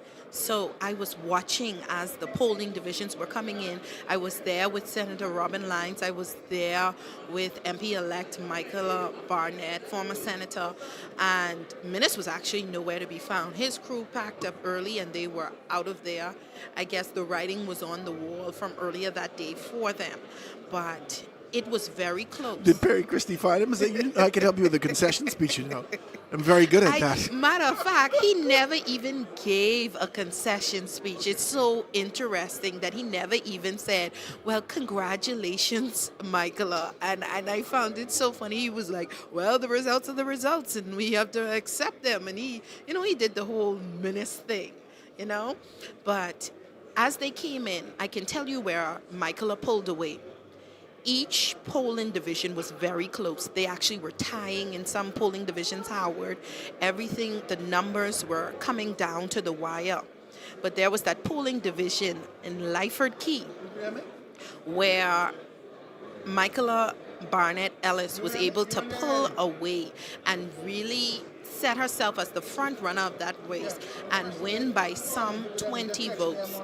But Robin Lyons was holding the fort down in Kalani for most of the polling divisions, and in that particular polling division, which was Lyford Key Howard, they were Michaela Barnett was able to pull away and get out there ahead of the vote. So that's what was happening down there in Kalani. Now, I was a little bit mischievous. I can say this to you. Mm-hmm. Did you see my mischief that I put out there? Which one? Say which one, Jesus? Like I have several. Because you have several, Howard. I've seen you've been on a spree. You've been on a leadership spree. I am so decent. Of the next dispensation. The leadership spree. I see you. This is what I did. I see you. This is why you love me, and this is why we have this relationship. So okay? Listen, Gabby, I said Lincoln Deal, Michael Barnett for deputy, and Travis Robinson. Well, the people and come They eating cuss you up, me. right? They like a say dog. you are starting something, and they have one Like Michael leader. Jackson. You want to be starting? I got to start something. Howard is always starting I got to something. start something. You know why? Because the next dispensation of the Free National Movement, for the importance of being able to bring people in, for the importance of being able to understand that you need to be more empathetic, for the importance of being able to understand and being more apologetic in your posture and pulling people in. It needs empathetic leadership. I never say that these people can take you to But Howard, to I a goal, you know.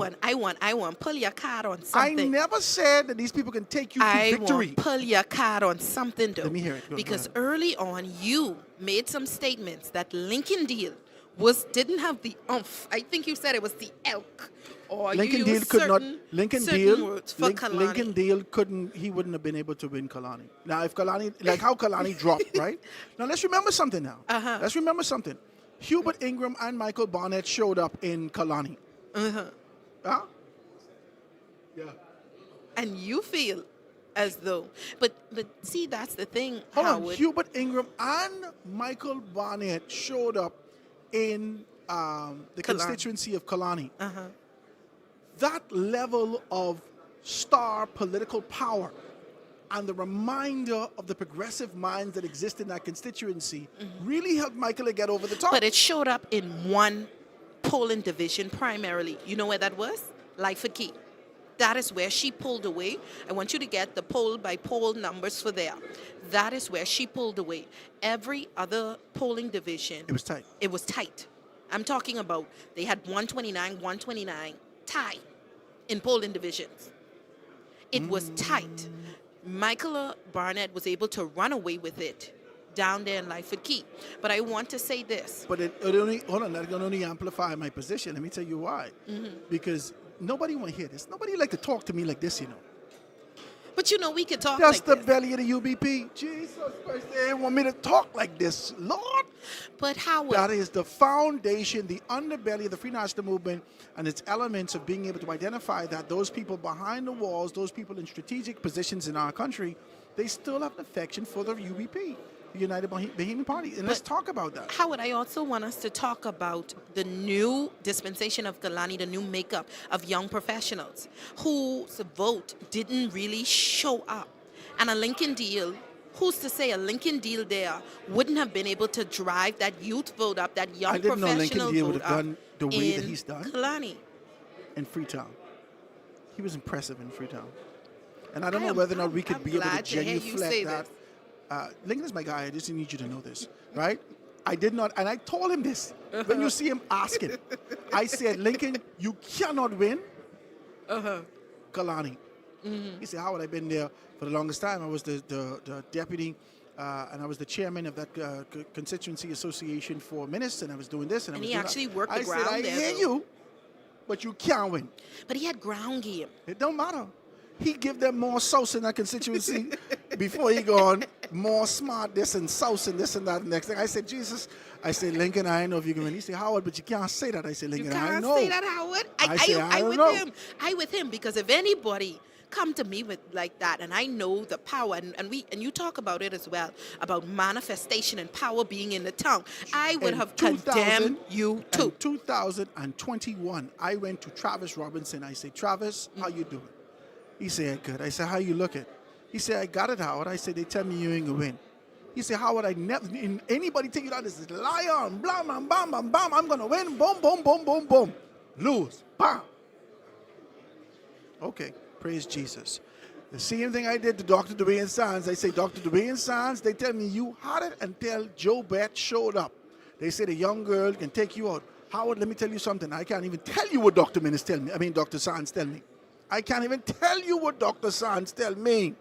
So He isn't said, Howard, I'm going to win, bang-a-lang-a-lang.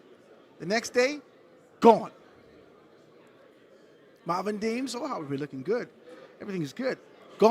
I don't know who would have tell them that, but it's a lot. Oftentimes, No, a I'm lot talking of about 17. I'm talking about 21. 21, a lot, and I'm talking about 21 as well. A lot of them were drinking their own Kool-Aid. Okay, talk to me. They were drinking their own Kool-Aid and listening to the people, the voices of dissent. The voices of dissent, or I wouldn't even call it dissent, the voices that keep you grounded, that are not necessarily coming from ill will that I don't want you to win, but are saying to you, you are not going to win, and here's the reason why. Here's what is happening. You go into an election with a country in lockdown, people in panic and fear, and you think you coming out of that as a winner? But you know something? Let me tell you something. And you don't even talk like this because Hubert Ingham got on his scissor steel suit and he didn't walk in here and so forth and so on. I hail him. He turned his head in. I need you to leave Mr. Ingram alone, please. Never. Leave him alone. I can leave him alone Leave eventually. one of the most transformational prime ministers we've had alone. Yeah, he man. transformed the F&M into a losing organization now. I'm He don't talking talk like about that. policies here that you over here able to talk. All this talk, you talking now. You better at least tell him thank you for this microphone you got in your hand right now. Tell him thank you for this right mic. now. I pay for this. Tell him thank you for this microphone you got in your hand. He ain't pay for this. Why you don't stop being Ferna grandson? Why you don't pay for stop this. I pay being for this. disgusting? I pay for this. Now let's be very clear about something. Okay? You'd have been right there It waiting was on ZNS to give you absolutely- your turn. Yeah, Right let's there, go. waiting But on I had ZNS now anyhow. Hey, and thank God they give you a turn, eh? I had ZNS the second time now. Praise God. Already. Ladies and gentlemen, everybody's actually rolling in right now. You could see that the Speaker of the House of Assembly just came in. The clerk from the House of Assembly is just being able to find himself in. All those persons are in here and being able to talk about that. We can talk politics today and have a good time. We can be able to bring those persons in. We're sitting here with Gabby. Gabby hyphenate her husband name. I didn't tell her about that. She don't listen. Howard, leave me alone, I didn't please. tell you. Don't hyphenate the man name. Leave me alone. Use the time. Use the times. I said times? You trying to remarry me or what's someone your else? husband last I name? said Eneas. Oh, Eneas. Say it with me. Eneas. Aeneas. Oh, ladies and gentlemen, the Aeneas. Prime Minister of the country is walking here. in with his the First Lady being able to do these things. It is wonderful to see them here now. Let's get a shot. Let's get a shot. Turn one of the cameras. Let's get a shot. A lot of activity going on. Persons are It's too always much? excited. They're always excited for what's happening. As As you Prime see Minister of there, the country being able to come in right now. last opening of the house, First Lady wore beautiful emerald green. She wore like a forest green, and today she's in this beautiful cream suit. Prime Minister, congratulations. Okay. Yeah, they're walking in, being able to do these things. Everyone is in here. And so the House is already met. Okay? The House is already met. We've already identified those particular things. All right? And now you're seeing them file in. If you weren't watching anything from ZNS, we try to be able to pull in that. They had the drones out there, and the drones would show you that they were moving. The Governor General actually moved in. They came in. They did all these particular things. We should be able to hear the speech from the throne real now, right, real smooth, and being able to talk about these things. Let's talk about that, right?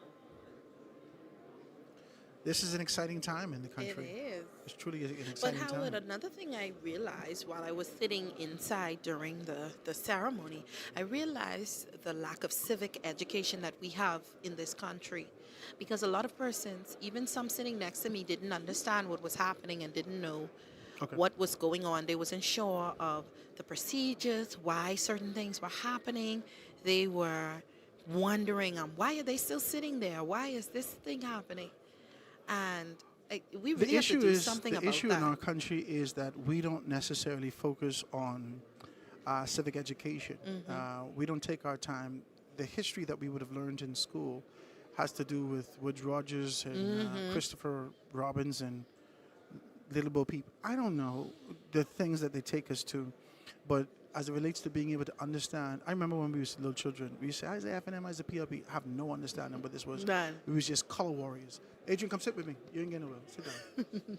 Ladies and gentlemen, this is Adrian Francis being able to come back. He went to get his coffee, and so he's back here being able to do these things. Grab your microphone, put your head, right? We're live in Grand Good Bahama. afternoon to you, sir. My name is Gabrielle McKenzie. Yes. Right, we're live in Grand Bahama on the People radio station in Grand Bahama. We're live in Grand Bahama. Live. We're live in Grand Bahama on a radio station, Dove 103.7 in Grand Bahama. Good afternoon, ladies and gentlemen in Grand Bahama. Out there, you're going to be hearing all these things. Make sure you tune in. Foundation242.com. Foundation242 across social media platforms. Foundation242. Oh, my God, the Dove come inside here over the Prime Minister is too much. What is going on in this country right now? We it's wonderful to be able to see that. Minister Keith Bell now. Minister Keith Bell being able to do that. Minister, he now holds, or is that a retention of his portfolio of Minister of Housing? And also land reform. And land reform. So it would have been added to his portfolio. Yeah, so he's responsible for that. You know that he's been advocating much for the reform that the Prime Minister or this administration has taken on, the former administration and current administration has taken on as it relates to what's happening out there. A lot of persons in East Grand Bahama, a lot of persons in Gambia, a lot of persons in Fox Hill, a lot of persons around the country are recipients. Hey, Anton, my brother.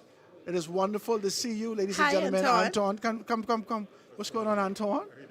Congratulations, my brother. Hello, Anton. Ladies and gentlemen, Anton. Anton, you got to come sit down with me soon, right? Come sit down with me and let's talk about these things. Coming in right now, ladies and gentlemen, is none other than Chester Cooper, Deputy Prime Minister and Minister of Education in the country right now. Is very exciting to be able to see that. Guys, make sure you tune in. You can see the whole ordeal as we continue to be able to talk about these things. You could see that. And a lot of persons are kind of scrambling in front of my camera. I believe Glennis Hannah Martin is behind. Minister Glennis Hannah Martin. She's now the Tourism. Minister of Tourism. Yes. Minister of Tourism being able to be here. And followed by Minister of Foreign Affairs, Minister of Foreign Affairs, Fred Mitchell, being able to do that. It's quite interesting. You could see that, guys. You could be able to see that. Very interesting. You could be able to see that, and you know that we're out here at Foundation242.com. Foundation242. We're out here being able to do that. We're healing everybody that we got to heal, and make sure to do that. Minister. Okay, that's fine. All right. Minister Fred Mitchell in his particular capacity. All right, okay. Minister Fred Mitchell in his capacity, retaining his position. Is superb, I think, if you look at it from he's not historic standpoint. He's not. Every time he's sat in government, I think that's been his portfolio. Yeah, what I'm saying. He's had foreign affairs and immigration prior yeah. too. Yeah. He's the Minister of Immigration again. But he has the responsibility of being able to do that on a day-to-day basis. Mm-hmm. Wasn't it given to Keith Bell at one point? Yeah, Keith Bell. Yes, Keith Bell was immigration initially until the reshuffling of the just a few members of the cabinet. For housing, yeah. Yeah. So Keith had immigration. He also had labor at one point. Yeah. But Fred Mitchell, for point of reference, Fred Mitchell is the substantive minister for immigration with Pickstock, Darren Pickstock being the Minister of State in that department, and they had their first meeting I think sometime this week.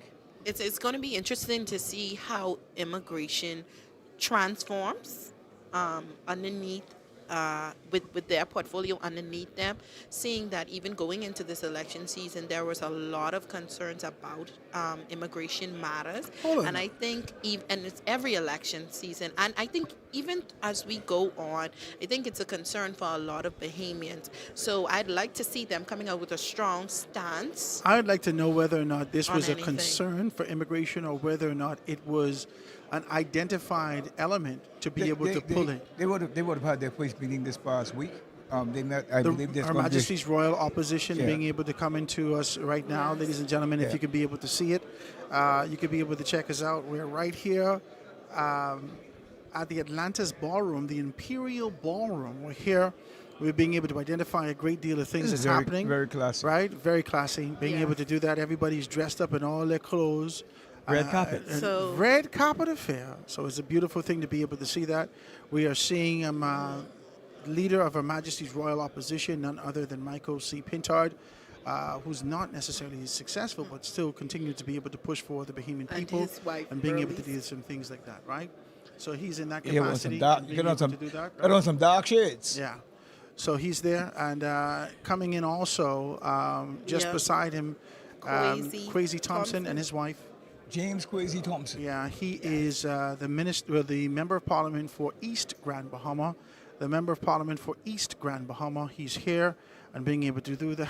It's interesting that Kwesi Thompson was able to retain his position at East Grand Bahama. Why is that interesting? It's interesting. I'd like to know too. Why would that be It was interesting. Why is because that interesting? For the most part, the message was that East Grand Bahama. And we have Michaela Barnett now. Michaela coming Barnett, in, Ellis, in her particular who we were capacity. just You just were speaking about her. Yeah, East was I very assure you, they interesting. can tip past me very fast. You know that. I need you to stop it, man, Howard.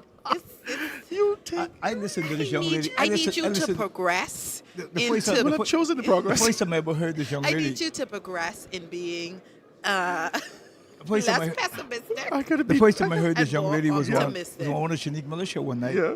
I was laying in my bed and she was on one of the shows. And one of my significant said to me, she said, who's this young lady?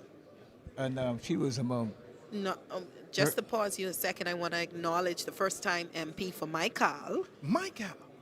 That's Fergie's Leo son. Ferguson. That's Fergie's son. Who's coming in. This is Fergie's son. Yes, it's Mr. Ferguson. It's John Lee First time Boy. MV Yes, John Lee's son. So a lot of person Good to see you. Congratulations. talks about John Lee Boy. what was unable to be accomplished under What's his up, man? father, who would have lost the seat, Howard. I know you know the history, who would have Yeah, lost that and Michael be seat a by senator. 4 votes. Hi, Michael. Who would have lost the seat. Congratulations, brother. He's now a living legacy, as one may call it, That young and man, enabled to I've capture known him for many that years. Michael seat. His fathers are different. And then we have Miss Frazette Gibson. Frazette Gibson. Congratulations, my dear. Congratulations, brother. It's good to see you, man. Yes, Good seeing coming you. in. He's holding a hand tight. These are my That's Grand Bahama as he people. I should. know them very well. Oh, you Yes. I know them very well. I know them all my life. I know them long They're time. from A-Bar Rock, sir. Them people is Not the top hat. mine. Not the top hat. Top hat. Well, Top as hat. we know. Member of the top hat. Parliament for the constituency Of of St. St. Anne's. Anne's. None Adrian other White. than Adrian White He has being a able to very sit good. in that He has a capacity very and being good able to do voice. those Very things. good voice name. Very good voice If name. I knew one person Adrian was Andre the Rollins. Howard White. and Mr. Andre Rollins. Andre Rollins. Andre Rollins in his capacity Coming in. also. Come here. You're Minister amazing, Davo young being man. able to do that. Andre Rollins, you're an amazing young man. All right. As another personal friend of mine, so, you know this This is a Dr. small Davo this is being small able to crew. sit here. That's my member of parliament. In Tall Pines. There's Clay Sweeting, there's South Clay- and Central there's Youth Clay. Club. Clay, congratulations, my brother. How you doing? You look gorgeous. Yeah. You look gorgeous, right? Ladies and gentlemen, we're here. We're just introducing everyone. Miles Member of LaRoda. Parliament for There's Miles Pinewood, LaRoda. Miles LaRoda. Congratulations to Oh, you. you really, you know. I tell you, I sit in a good space. You know, we know everybody. Everybody got to pass us to be able to do that. It's amazing. And They there's go- a lot of names. That's Mario Minister of Youth- Bowleg. Minister of Youth and Sports. Mario I just Denzel Washington Bowleg. And as we can see, he has on his Good to see morning you. coat. I'll tell you, I spoke to Rick Falk just now. Yeah. And Rick was anticipating winning Garden Hills. And unfortunately, it didn't go in his favor. But Rick, You couldn't tell Rick better than that? Try again. You couldn't tell Rick better than that? you always throwing shade, but Rick, I don't like how you treat my boy Rick. It don't matter. Rick is a basketball man. He knows about finals. So is Mario, 2 in a row. He knows With about Mario. Yeah, because But what that have to he do knows with about politics? finals. A lot of persons have come in from all, not even knowing a lick But this about is- politics, this is only and another they've level come of to sport. win. This is only another level of sport. Yes, I know, yes, let's yes. acknowledge There's the the superstar. wonderful Pia Pia Glover. Congratulations to Glover. Pia. Congratulations to Member of Parliament Pia. Glover. what's his national? What? She's She is, retained. yeah. She She is is, public they added service, national and they added insurance to national it. insurance onto Yeah, they that. added national insurance to it. Now, I'll tell you, I think national insurance is going to be key for her because we've been having all kind of a deficit conversations with national insurance in that. As long as she could tell them they can't borrow no more money from national insurance, we could be all right. I know. I don't think it has anything to do with borrowing the money. So what do you think it has to do with? I don't. Successive governments Money's- have continued to use national insurance to make up on shortfalls. Here's the challenge, though. Money doesn't sit anywhere. Money is an asset that it has to be current. It has to be continually moving. That's why it's called The question currency. is- Gotta that's move. what it's called currency. Yes, the but- hold on. Let me explain. The challenge is you have to be accountable for all transaction. It's the difference between not lending and not being accountable for transaction because there must be a return. on whatever goes up. There must be a return, but there is a part. And I've had the privilege of working in national insurance, and if you've ever looked at the act, there is 2 layers of responsibility that the national insurance has. Primarily, it's for benefits to workers, and I think that's what we tend to forget. And it's putting your pensions. Well, you may get yours because you look like you're closer than me. You may get your pension back, but by the time as this young lady is she's an angel out of heaven, Gabrielle. So no, actually, obviously this is her first show with me. So it's her first show. I don't allow passports to become current boards. Yeah, I appreciate that. And you know that. I know that. No, but I just want to say, I want to make sure There's that no, by the time Ginger Moxie, ladies there and is no doubt. gentlemen. There ought to be funds. Ginger Moxie, in a capacity member of Parliament for Pine Ridge. and Minister of Grand Bahama. Minister of Grand Bahama, Ginger This Moxie. is a beautiful dress. Zane Lightborn, ladies and gentlemen, Enrico. Zane Lightborn. Enrico. Mr. Lightborn. I don't want to tell you hey. Enrico. No, I didn't say hey. All right. You can't let him pass me. That's my guy. That's my guy. You can't let him pass me like that. Hey. And with such authority, one thing about you all, you gonna make sure you better hail me now. No, hail me good. Hail me good now, because I can remember. Because I come into your office anyhow. Enrico, Zane Enrico Lightborn. Zane Enrico. Enrico? I knew. Spanish? I knew. Enrico Lightborn. Jomo, the Giant. Golden Yoke. Jomo Campbell. Golden Yoke. Ladies and Campbell. gentlemen, congratulations. Listen, man. Pinstripe. And he has on his morning suit. My brother, congratulations. I love to see them following the tradition of wearing the classic morning suits. Yes. Very stoic. Yes. Very much opening keep it in Parliament. keep it in the with the spirit. tradition. I'm happy she talked about suit because I have to take this one back before. What happened to yours? 2 o'clock. No, you look I borrowed good. it. Everybody look clean. I Everybody borrowed look it. nice. I sure they'll give you an extension. Everybody You look borrowed nice. and you done hug someone up with some makeup and all. Oh, God. Lord, you could be in trouble. Now, borrowed the suit. don't let the people see that when you go I borrowed the back. suit. Now she done tell me it's already soiled.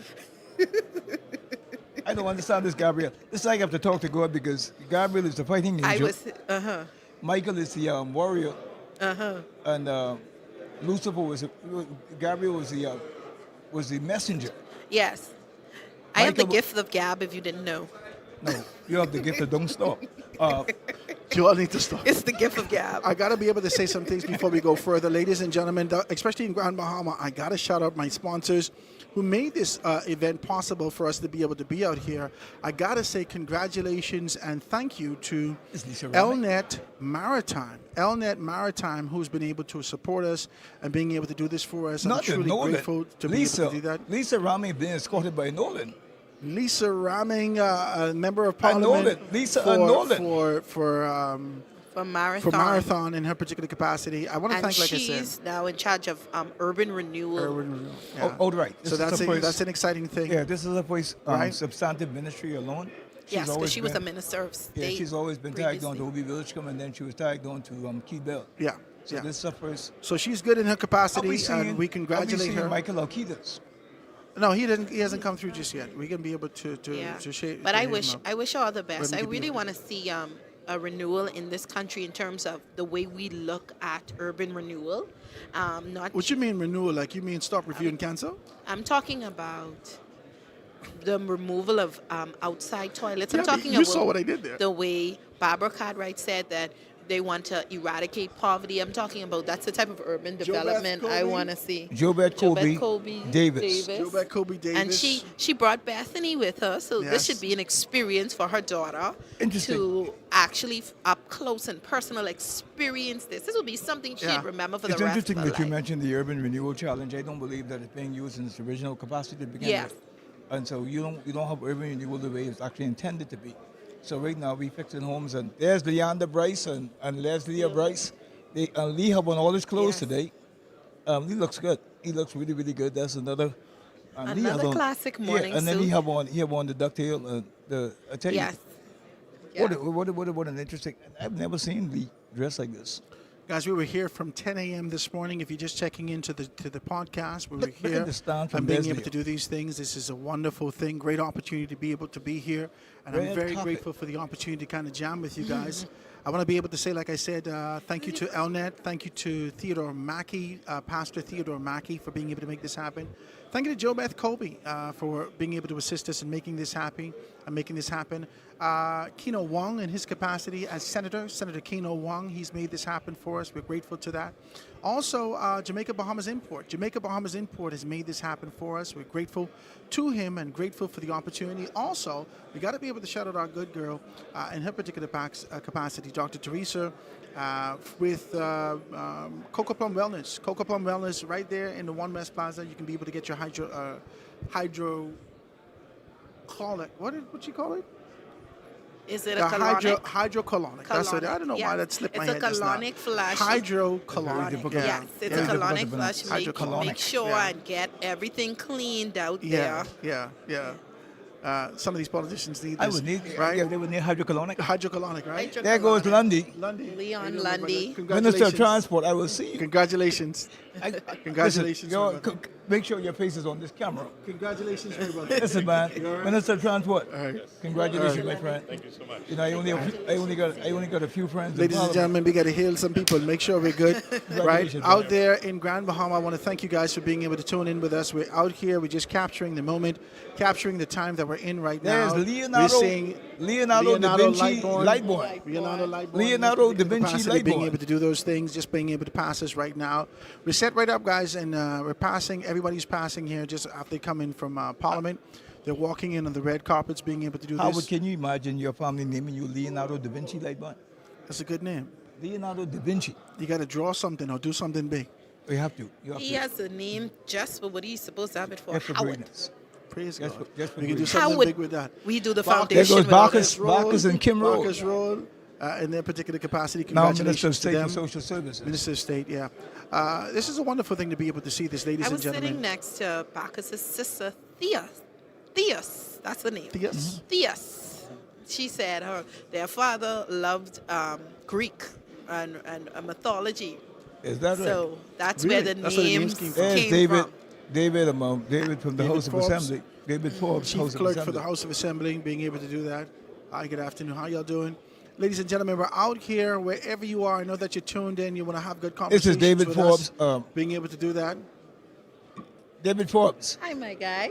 and to talk Yes, about I'm these great. things is always wonderful to be able to see that and have great conversation with you. Congratulations on your new session. Right? Sebastian just walked in, Member of Parliament for the constituency of Fort Charlotte. Fort Charlotte. And newest ministry. Newest ministry and newest minister. And I believe this is the best ministry. And we're going to see why. Because I really believe that Of the country innovation demands innovation and national imagination. development. So I believe you're going to see innovation. You're going to see and innovation through national his young man. development. He's very, actually shown very his aggressive innovation when it with comes what to he's innovation. done within his own particular right in this particular capacity. Sebastian, all right, in those particular capacities. All right, so The suit fit him. yeah. This He is didn't is a put on the wonderful He duck- thing. didn't. put He on the- didn't do the morning. Yeah, he didn't do the the morning suit. I would have loved to see him in a it's just a traditional Yeah, I think so, morning too. suit attire. I think that's Owen Wells. We'll see coming up in the back. Member of Parliament for the new constituency of St. James. He St. changed- James. Yeah, he changed to him. They said it is well. With Owen Wells. It is well. He has taken the traditional route and being able to do that and presented himself with I the think he's scissors gonna- tail he's gonna be a classic trem- suit. he's gonna be a Also, tremendous Mikhail MP. Barnaby is right there with him, a member of Parliament, Mount Moriah, two-time winner in that particular capacity. Just been able to take over a new ministry. He's Minister of State for He's in Minister of State in the office of the Prime Minister. Office of the Prime Minister. They have not given him Right. anything specific. Mikhail That's it. Barnaby. There my goes brother. Mikhail. All right.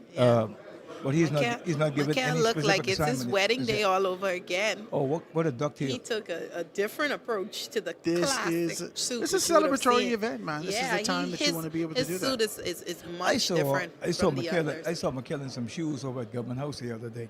They had to be at least $1,500 to $2,000 a pop. I know she was bad. For God's sake, don't talk about no money. What What is wrong with you? I talking How shoes. much? How much did the shoes look like? They cost? Don't talk about Two no a pop. money with these 2,000 a things. pop. I No. know. Oh yo, wow, I'm they very some jealous. expensive shoes. I'm a Ladies shoe- and I'm a Were they, shoe man. did they have bloody The bottoms? views and opinions Listen, expressed Listen, of the I'll of tell the, you. by of the Adrian guests. Francis You know- is not you know- those you know, necessarily I'm- of how I'm- dressed. I'm a shoe man. Whether it's Bruno Mali, Gucci, I'm a shoe man. And But did they have the red bottoms? No red I bottoms. see some It red was bottoms in in here red? today. I saw some. I I saw a already few, see some I red saw a few bottoms. red bottoms. Yeah. I wanted a red bottom, but the girl leave me. But Oh, Lord. she was a high-end attorney, and she leave me because she bought my first Bruno Mali's for me. Wow. She left me. Ladies and gentlemen, and walking in right now is Wade Wade Watson. Watson and Kirk Cornish. Wade Watson These are two. and Kirk these are, Cornish. These are two of my favorites. My brother. Wade Watson. Congratulations. Kirk Cornish. Congratulations. You guys, Wade, you look well. That's They are here. We just got to be able to let everyone know. Just give them a little hail. It's amazing. The I little- think you put these suits on these guys. I put them on now. These long tail suits. Very good. That's That's a our tradition. tradition. That's a traditional approach. of A being lot able of to do persons that. have moved away from it, but I love to tradition. see when Yeah. they kind of really, because this is the only time we get to see that, right? Yeah. Get to see our I'm British gonna- heritage. in my next marriage, on I'm going to full wear one of display. those. Your next marriage. Ladies and gentlemen, on your Christian radio station in Grand Bahama, Dove 103.7, I'm gonna the marry man again. say his next marriage. You know, in the Find a Bible, wife, yeah? he that Yeah, find a I wife am. find a good thing. She Praise right Clearly, Jesus. he has to find She more right, than she one right good behind me thing. somewhere. Walking in right now. Young man, Hey, how you doing, Mr. Fox? to be continued. Mr. Fox, First time member of Parliament for Parliament. Yeah, South That and was another, Central that was Abaco. another I knew he was close going to win. race. I knew he was going to win, though. Yeah, but I that knew was he a was gonna very, I'll- very I'll tell tight you, The race. introduction of what he brought a his- lot of energy with him when he came to the His forefront. predecessor, John Pinder, Yeah. was a tremendous MP. Yeah. He decided to bow out of Both this process. John Pinder and before him, South and Central Eleuthera did the exact same thing. Yes, yes. Abaco did the Jamal exact same Strong. This thing. goes Jamal Strong. Jamal Strong in his capacity, Nassau Village two-time winner, and Victor in that particular capacity. Jamal Strong, come say hey, my brother. Come say hey. Come Jamal say Strong hey. used to be Come an say hey. he used to be an athlete, and now It's he's. Jamal Strong. Jamal, it's good to see you. Hey, how you doing? You all I right? tell them Jamal Strong used to be an athlete. I didn't want to squeeze your hand. Put yourself on the Used to be- camera, my brother. used to All be- the now best. he's an athlete's All foot. right. Congratulations. You know, you could go from being an athlete to an athlete's foot, and Jamal was a tremendous sprinter here in our country. Yeah. You know, the good part, on a very serious note, guys, let me just say, Howard, I think we have to remind persons in our country that the young men and women who are passing here, they didn't come from outer space.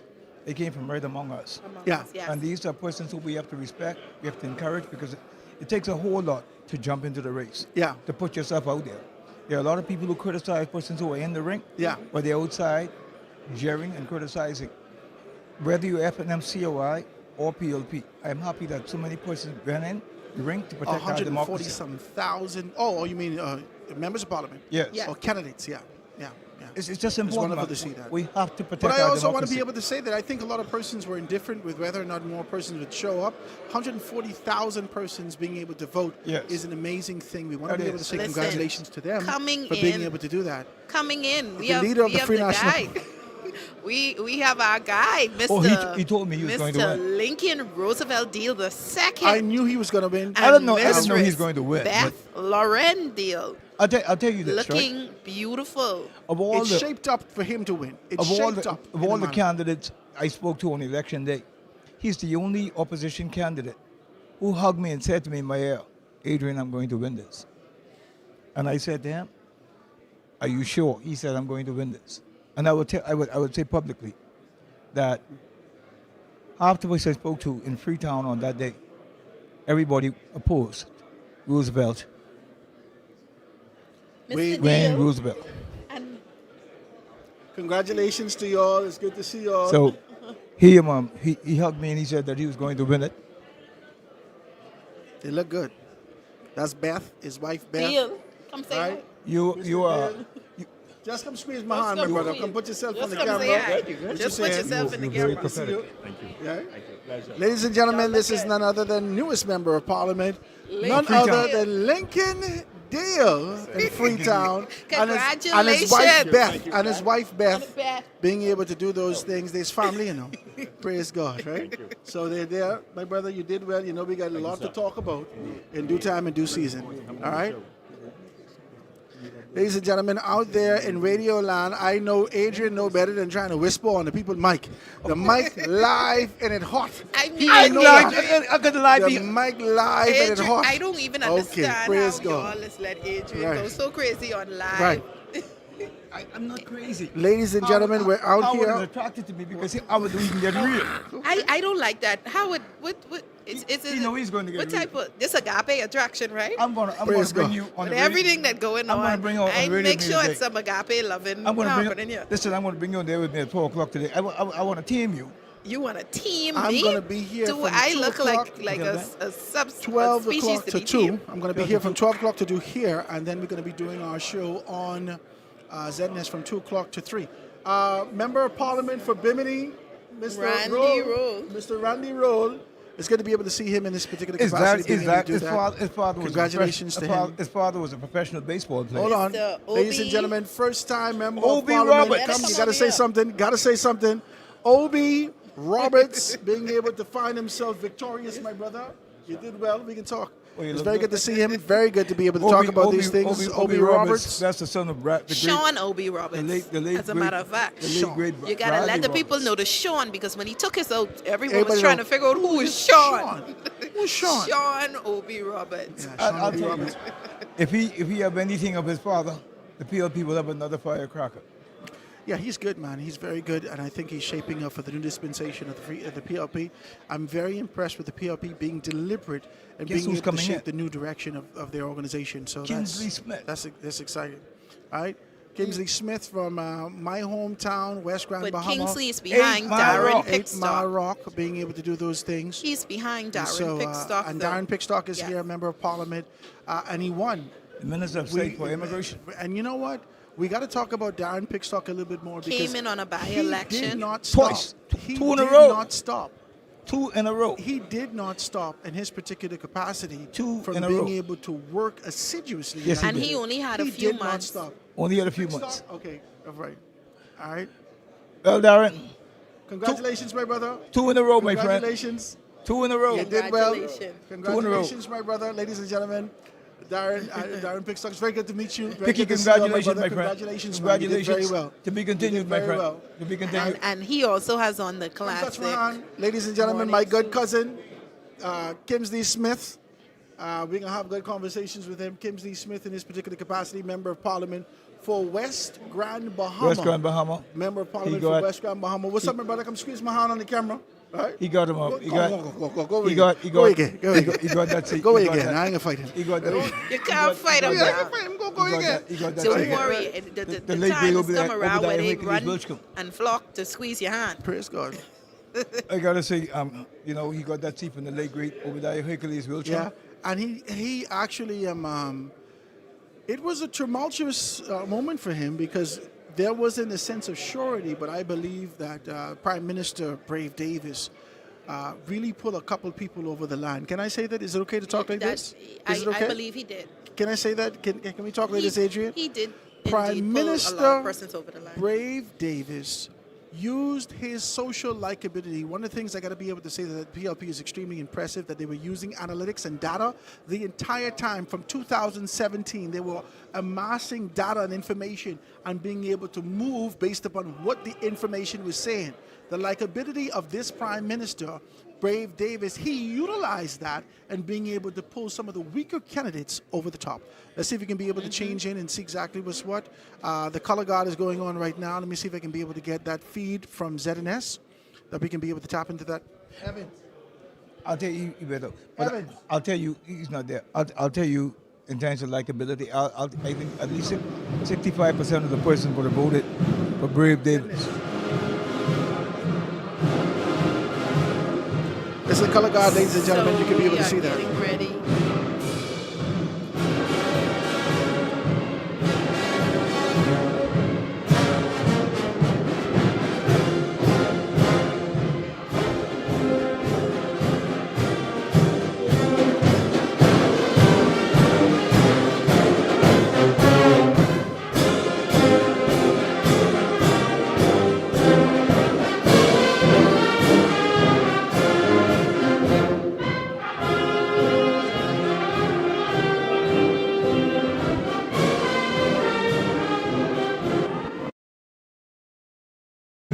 And after we would have taken persons out of that pool of persons, then you have to minimize it out of when you win the election, you then have to minimize it out of the amount of persons you're going to make cabinet ministers, or the amount of persons you're going to make parliamentary secretary, and it is not an easy job. Yeah. Well, we hear the fanfare there. I think that must be an indication that the members of Parliament have arrived here at the Atlantis Imperial Ballroom. And there you have the Royal Bahamas Police Force. And the Defense Force. Yeah, and the Defense Force. Like this band here, making their way to the Imperial Ballroom here at the Atlantis Paradise Hall.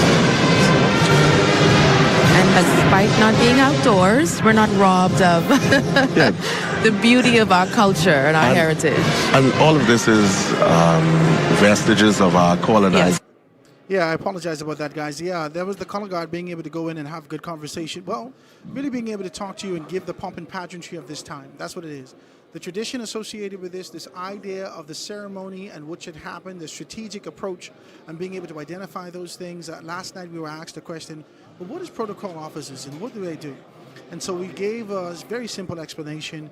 My mother was standing there and I said, well, my mother's a former member of Parliament. And when she goes into an official state position, she has to be seated in a particular space. Now, current members of Parliament, she would never sit before them. A protocol officer is responsible to be able to identify where persons sit, how they sit, the structure of the room, the flow of the room, and how these things go. So you have to be able to understand that. There are a tremendous amount of protocol officers here.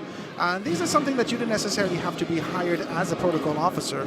But what you do is you find yourself in this kind of a position, and you can be able to be seconded into a position whenever there's a need for you, and being able to do that. So I want to be able to congratulate all those persons who are here. There are tons of them out here, protocol officers, to ensure that things are going on.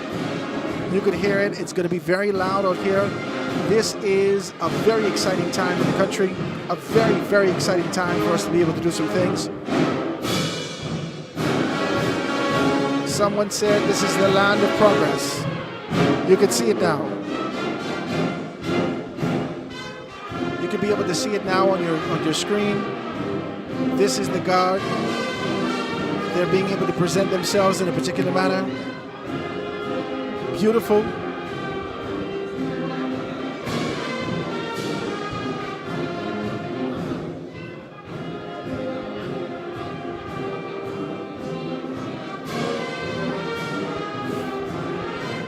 We're here, you could be able to hear the audio, you can hear all these particular things. There's a lot of things going on in the country. Dove 103.7 in Grand Bahama, Dove 103.7 in Grand Bahama. Make sure you pick me up, Foundation 242 across social media, Foundation 242 across social media. You can be able to see us, hear us, and dive into the conversation with us. It has been great to be able to hear from you. It's been great to be able to jam with you. I know I'm going to be able to have some more persons come on with me. I'm sitting here with none other than Gabby and Agent Francis. Gabrielle Aeneas, let me just be very clear and put her husband name where it's supposed to be, Aeneas, in that particular capacity. And so I got to be able to say congratulations to all those persons who will win, the victors in their particular capacity, those persons who are still kind of chewing on sour grapes. Congratulations to you also. We're hoping for a mature transition in this in our democracy, and understanding the importance of shift and change. This is the will of the people. Can talk to me, Gabby. This is the will of the people. It is the will of the people. It's the will of the people. And I was having a conversation earlier with even one of the guests, and I was saying that, listen, we have to be able to be politically mature enough to understand. Have we reached that, though? It takes time, and it takes constant practice and training, because in order to quit a bad habit, it takes consistency. So we have to consistently be reinforcing that. We have to consistently remember that after the elections are over and everything is said and done, we are one people united in love and service. And I feel like we don't say our pledge enough. We don't say it enough. We don't preach it enough until we become less and less Bahamian, until someone else try pick up the Bahamas, and then we mad. I That's what it is. agree with Gabby to an extent. I think one of the challenges I think we have, though, is for the first time in a very, very long time, almost 30 years, a generation, you have back-to-back governments. When you have back-to-back winner of an election, you're going to find that there is a generation of Bahamians who don't know 10 years for persons to be in opposition. And you're talking about the economy. You're talking about economics. You're talking about persons like, I don't want to call his name, but he know who he is. You got 10 years now of being in the wilderness. And you expect in 5 years you'll be back.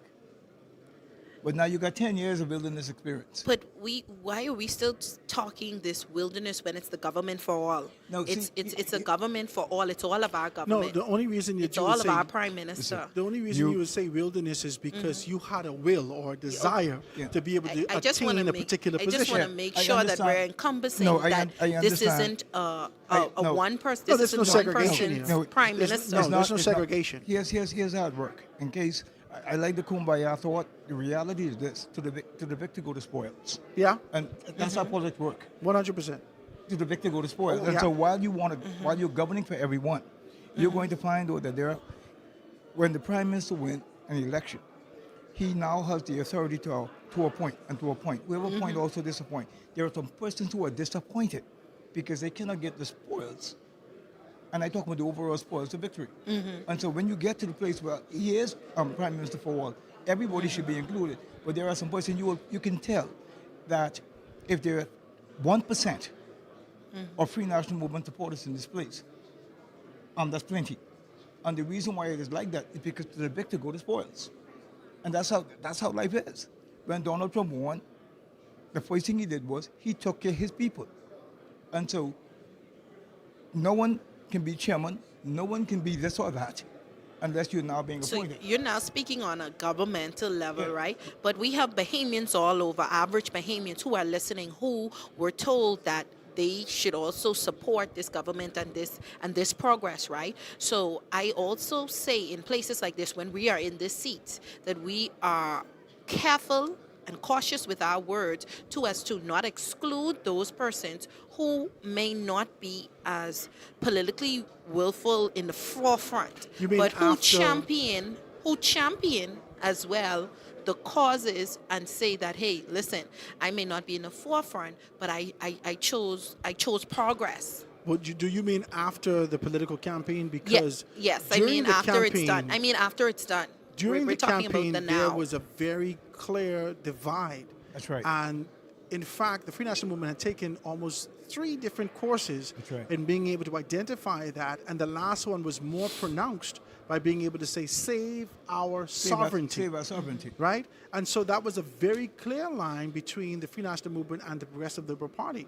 And so now afterwards, and during this particular time, you would have seen former Prime Minister Hubert Ingram being able to mount the stage and say to the congregation of the Bahamas, don't choose Sebastian in his particular capacity if you don't want him to be the next prime minister of the country.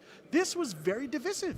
The PLP was very graceful in their particular capacity, and being able to say, the prime minister saying, hey, my good old friend Hubert Ingram, but let's just get one thing clear. There's only one prime minister on this ticket. And I think that was graceful for him to do that. If you remember, though, at the start of that speech, what I found interesting was that former Prime Minister Ingram said that he had no intentions of speaking against. But he always does that. He says it every election. But he never said anything directly against. He says it every election. Hold on, but I want y'all to realize he never said anything against the Prime Ministership of Philip Brave Davis. No, he didn't. But here's the reality. That's why Prime Minister Brave Davis said he supports me. He said, and this is why he said that. Mr. Ingram says it every election. He goes in retirement and comes out every election. And in the by-election, I've been around this thing now for 40 plus years. In the by-election, he did the exact same thing. We didn't expect him. Over 40 years, I've been around this thing, and you would understand that you brought Mr. Ingram out of the bullpen. The context of this narrative now is that we got to get it right. I think you're right. It's for everyone. Yeah, and I feel like the way you do that, and we have the national anthem. National anthem, ladies and gentlemen.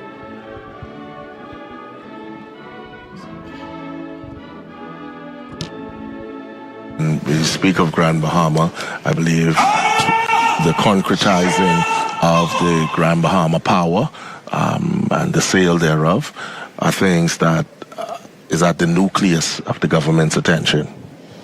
And we can see here the official arrival of the Governor General, Dame Cynthia Pratt, who we expect here now to inspect the guard. In a few moments, we can see her now being escorted by the aide-de-camp and other members of the armed forces here. So who would be with her now? It's the Provost Marshal. Right.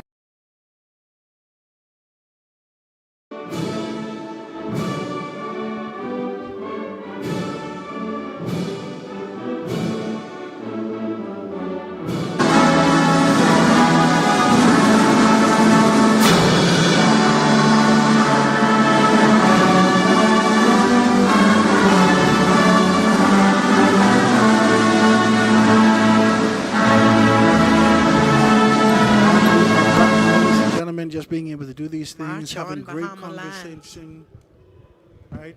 Having great conversations, being able to talk about these things. We're here, just arriving at the venue. You could be able to see that as we broke into the feed for ZNS is none other than Cynthia Mother Pratt in her capacity as Governor General of the Bahamas. And being able to do that, you know, the official ceremony will begin with being able to hear the speech from the throne. I think this is one of the highlights of being able to understand what is the agenda, what is the direction, what is our expectation for leadership over the next dispensation. What do we expect to be able to garner from this after the dissolution of the House of Assembly? This is the enaction and enacting of what our expectations can be moving forward in this particular capacity. I anticipate, Howard, that Grand Bahama is going to be one of the major. Prime Minister said that. Yeah, he's going hard at Grand Bahama. It's a second round of arbitration. People Power and Light is already in the House. And so with an expectation to see 37% reduction in their bills. And the hurricane tax is on that bill. That hurricane tax will be removed. And that's how you're going to see part of the reduction. There's some extra taxes on the power bill that the government is about to attack right away. Yeah. This is interesting stuff, ladies and gentlemen. We're here, we're seeing the pomp and pageantry, we're able to capture this. One time ago, you could just be distant. You would be invited to these particular things if your family win, or your auntie, or so forth and so on. And thank God for that. Prime Minister, you love to talk Jesus, about so much. This woman wouldn't stop. Another one of his many Did Hubert Ingram make this camera? In the sunshine. Governance in the sunshine. Did Hubert Ingram make this camera? I'm a 90s baby, so you know I was around. Her coming out.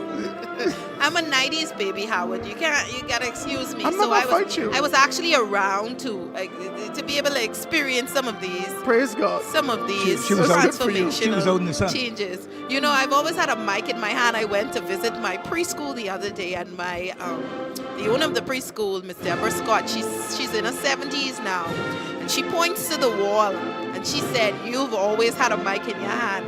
And I don't know if it was my destiny, but like I told Adrian, I have the gift of gab. Gift of Gabrielle. Gift of the Gabrielle. Gift of Gabrielle. Ladies and gentlemen, the Governor General of the can't make Bahamas, this stuff up. None other than Dame Cynthia Mother Pratt. She looks in her capacity. gorgeous. Shimmering in that beautiful blue. My God, this is a beautiful blue. It seems like a blue wave. I think one of the things that we ought to highlight is the history of Cynthia Pratt. She is not only one of the greatest athletes in our country's history, a tremendous educator. She was a major recruit of top behemoths going into St. Augustine University. Cynthia Pratt has paid her dues in this country. She could not find females to play sports which she had to play against the men. She is one of the greatest athletes this country has ever produced. Not only athletes, but a contribution as a woman in Parliament, being able to just represent one of those tough inner city areas in that of St. Cecilia, and actually living. That's right. Living with her people, amongst her people, experiencing and doing life with her people. I mean, that's just extraordinary. That is awesome. When most persons have run out of there, she had to meet them at the gate. That's right. as she went home every day and every evening. So she is definitely deserving of this post as Governor General for her exceptional contribution in politics, in sports, and to women in general. She is an excellent example of what it means to be a Bahamian. Absolutely. She's inspecting the guard now. Being able to identify these things is a part of the tradition. With the opening of the House of Parliament, these are the things that we could expect to be able to see. And it is going on without a hitch. I want to say this to you, ladies and gentlemen. You may not know this out there in Radio Land. This production that you see, this representation of Bahamian excellence was decided upon in the last 24 hours. 24 hours, they was able to turn this place around. I came here yesterday morning, and there was absolutely nothing in this place. Nothing. Can you imagine? There was absolutely nothing in this place. And they turned it around with the protocol officers, with all those persons responsible for their various capacities, coordinated this, and it's absolutely stunning. I'm giving you a representation of the tradition, a representation of the elegance, a representation of the high bar that is set by governments before us, being able to take that out and show you exactly what we are and who we are in this capacity. I'll tell you, Howard. My sources were telling me over the last few days that this may be one of the last hurrah for Cynthia Pratt. And we anticipate over the next several months some pronouncement of who is going to take her place as Governor General. I got some ideas. And I understand that there are some names being bandied about. I know you're very close to one of them. I know. And what was it a consideration last time? Sometimes consideration and intent are two different things. And so he did not get it the last time. And but I understand that there's going to be some consideration going forward in a few months that Mother Pratt may be demitting office as Governor General of the Commonwealth of the Bahamas. Well, she's had a good run and being able to sit in the highest office in this country. And she presented herself with a great deal of class and extremely flavorful in what she would have done, but yet being able to keep intact the tradition of who we are as a people. Dame Mother Pratt is amazing in her capacity. Amazing. What's going to happen? She's going to begin to travel the family islands, all of the schools, all of the hospitals. She's going to visit every island, Rock and Key. And so she's going to spend some time on the road, so to speak, as Governor Generals do when they begin to demit office. She's going to visit every island and bless every island, every school, and she's going to begin that process very, very, very soon. So this is essentially the farewell tour. The farewell tour. The farewell tour is about to put out. Yeah, but she's done well, and this New Day administration has done well. They're playing the national anthem again.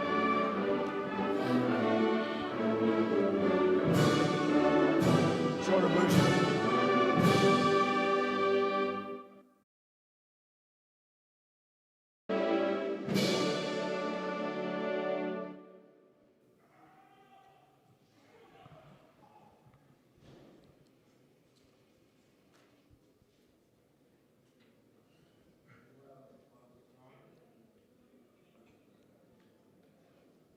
Governor General presenting herself to the guards for inspection as they look upon.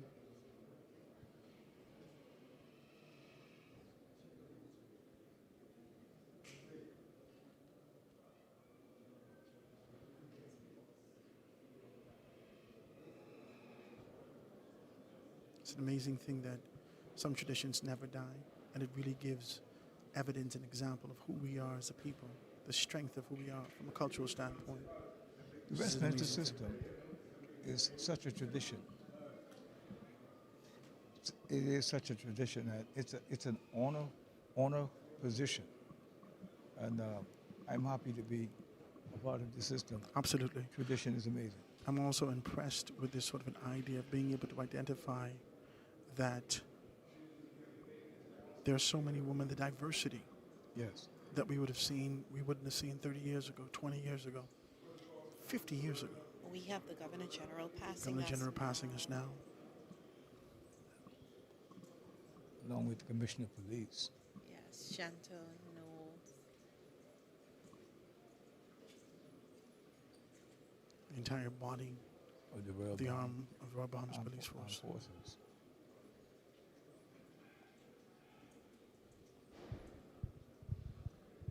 I would tell you, Howard, one of the things that's most amazing, and I hope we see a continuation of this, the leveling of the playing field, the breaking of the glass ceiling.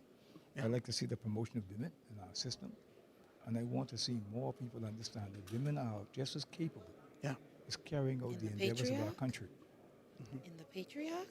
You want to see that in the patriarch? I want to see it in the matriarch. I want to see it across the board in our system. In the Matrix too, eh? Now, she's thinking matrix, period. No, I mean, we hear a lot of people talk about it, and we talk about it in a lot of spaces.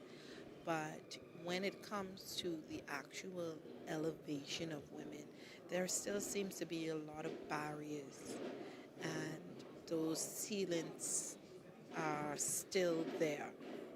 These are the spouses of the members of Parliament sitting together. You know, Gabriel talked about the ceiling that is still there. You have a police-and female commissioner of police, so you could see the cracks coming. Yes. And you can see the cracks coming, and we have to begin to also rejoice about the things that we've already seen. And talking to women. Talking to women, women are sometimes the biggest challenge in breaking that ceiling. You're very much right.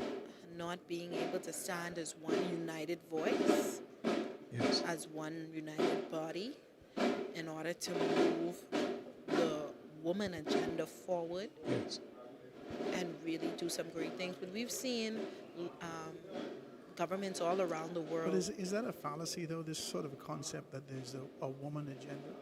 Shouldn't there be a unified agenda for growth and development across the country? I think there is a unified agenda, but when you've had women being held down for so long, Howard, you're talking about women just being able to get bank accounts without men up just recently in the 60s. These things just being broken in the 60s. So there had to be an agenda to really eliminate some of these things. You still have It's the women most women around. I ever see. Look at all these women in the Royal Bahamas Police Force. I tell you, and I think Young women.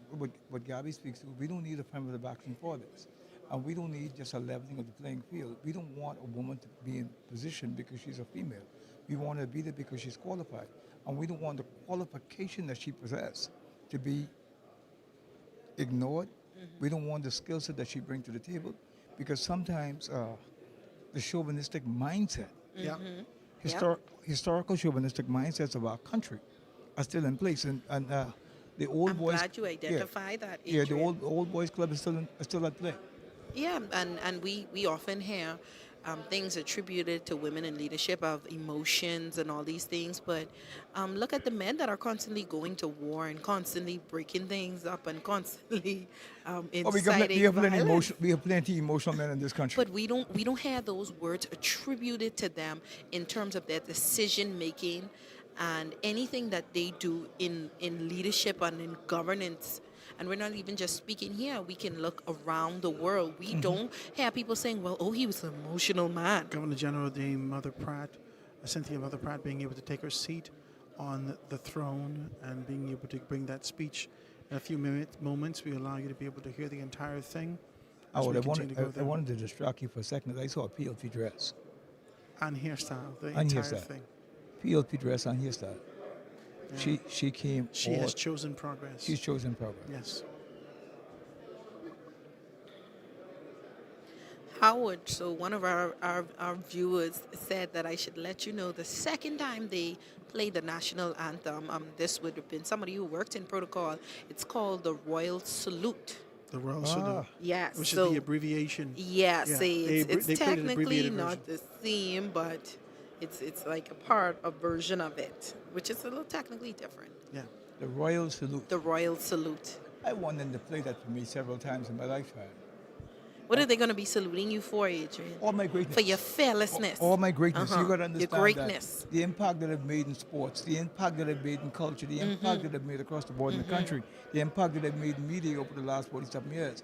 I think all the persons who I assisted to get elected in the House of Assembly. What we will do is record it for you. Yeah, record it. And send it to your phone. Send it to my phone. You can play it for yourself We anytime. also want to say that all of the places out there who are now sitting in Parliament, please remember, not because a seat is empty means anybody should sit in it. Praise God. Ladies and gentlemen, you're listening out there. This is The Foundation with Howard Grant, 103.7 FM in Grand Bahama Dove Radio. I hope you guys are joining in. I know you can hear a lot in the background. There's a lot going on right now. We wanted to capture this moment. This is a significant moment in our country, the opening of the House of Parliament, and being able to identify the legislative agenda of the Choose Progress administration. Let's see if we can be able to tap into this and get this audio for you right now.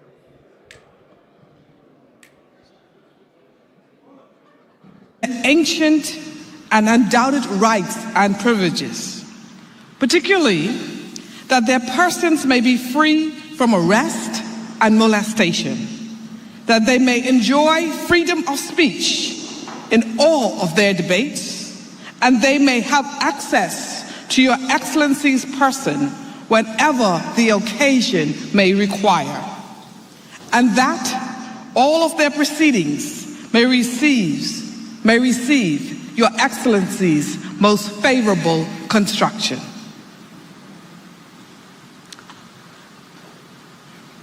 Thank you very much.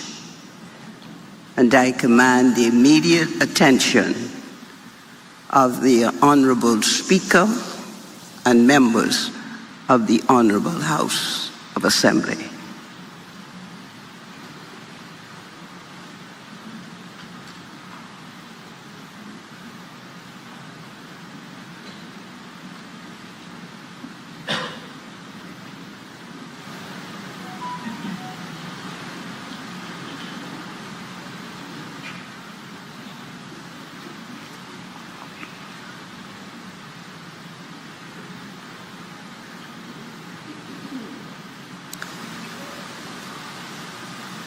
I command the Honorable House of Assembly immediate attention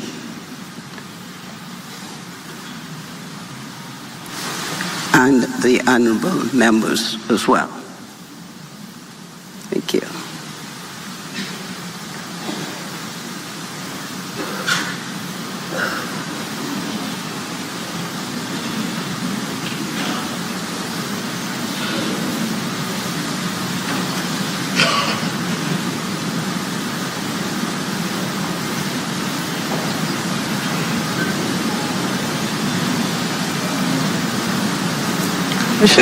There you have the Governor General just moments ago commanding the attention of the House of Assembly. We saw earlier the President of the Senate, Lachelle Adderley, speaking with the Governor General.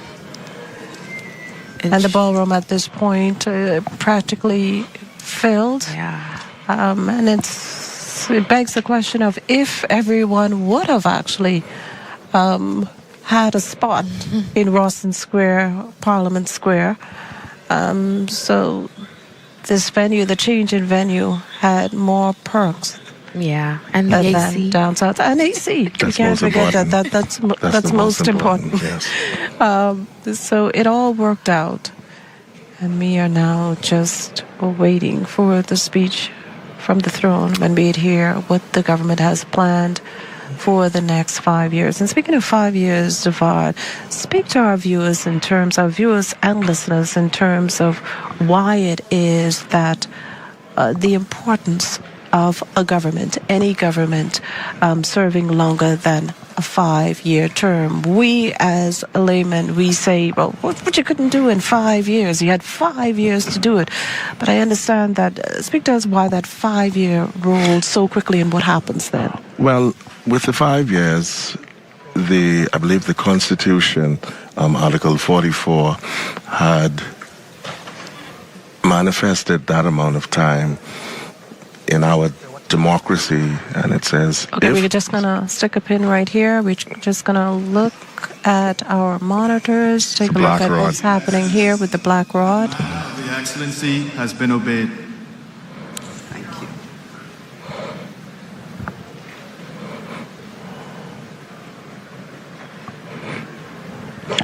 Now the Speaker and the members of the Honorable House of Assembly, in all of their precedents, would enter the precincts of the Senate. And they were being held in a waiting room. Yes, they'll be all held. this time. Yeah. Absolutely. Yes. You were making the point of what happens in 5 years. Yeah, so the Constitution was made up and they mandated 5 years to show our democracy in full.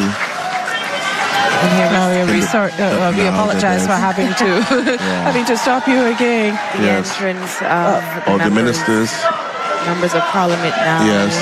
Making their official entrance to applause, chairs, screams. Yes, absolutely. That's when you get a true idea of how many people are actually in the room. And the people have been sitting and waiting for a while, since about 9 a.m. Waiting quite patiently, and not a peep out of them until now. Yeah.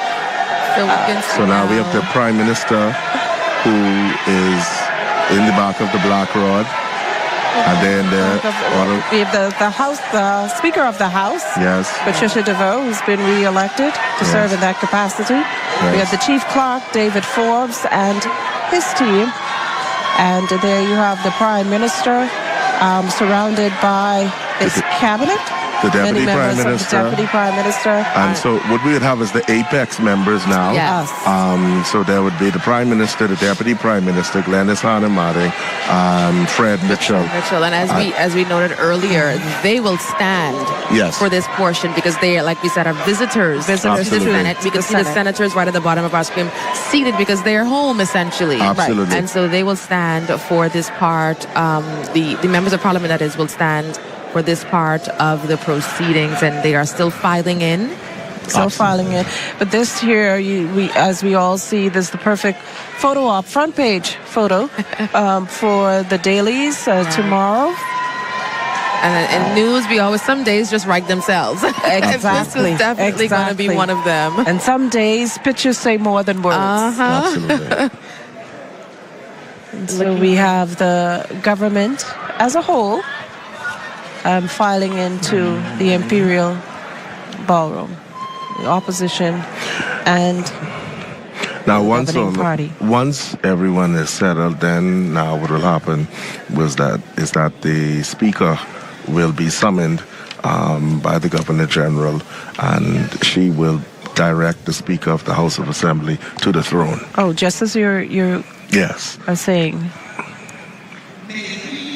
Your Excellency, in the exercise of their undoubted rights and privileges, and in accordance with Article 51 of the Constitution, the House of Assembly have proceeded to the election of a Speaker, and I present myself to Your Excellency as the humble object of their choice.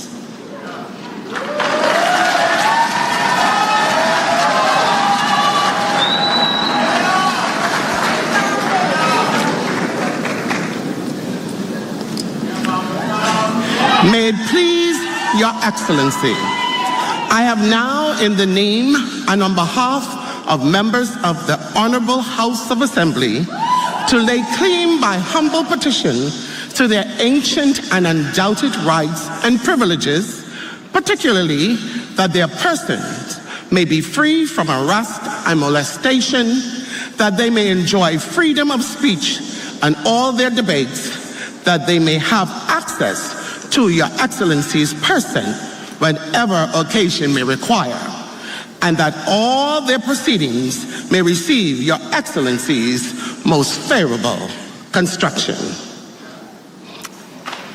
I thank you.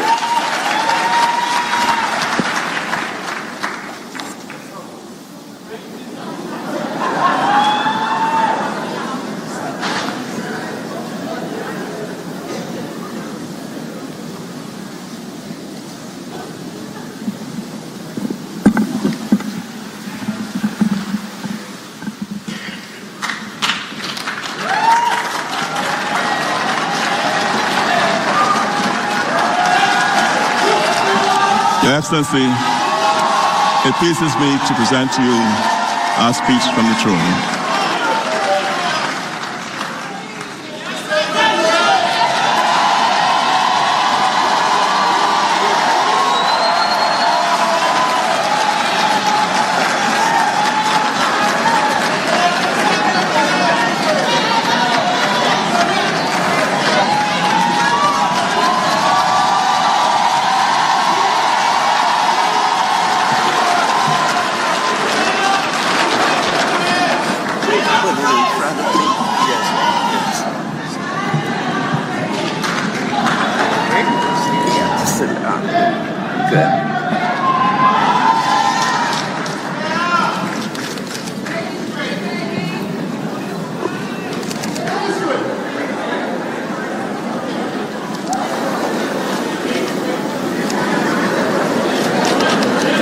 Madam President and honorable senators, Madam Speaker and members of the Honorable House of Assembly, just 8 days ago,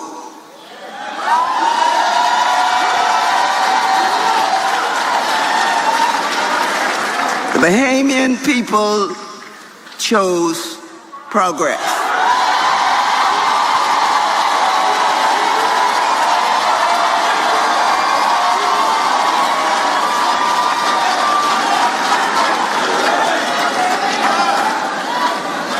They did so in a manner not seen in a generation. In an historic vote, for the first time since 1997,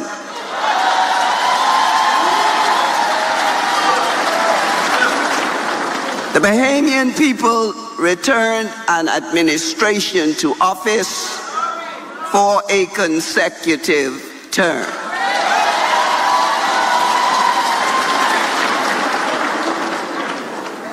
This outcome carries a greater significance beyond the political achievement.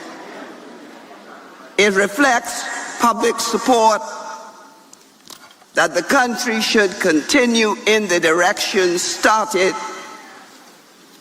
It reflects public desire to continue to bring about profound changes in our country.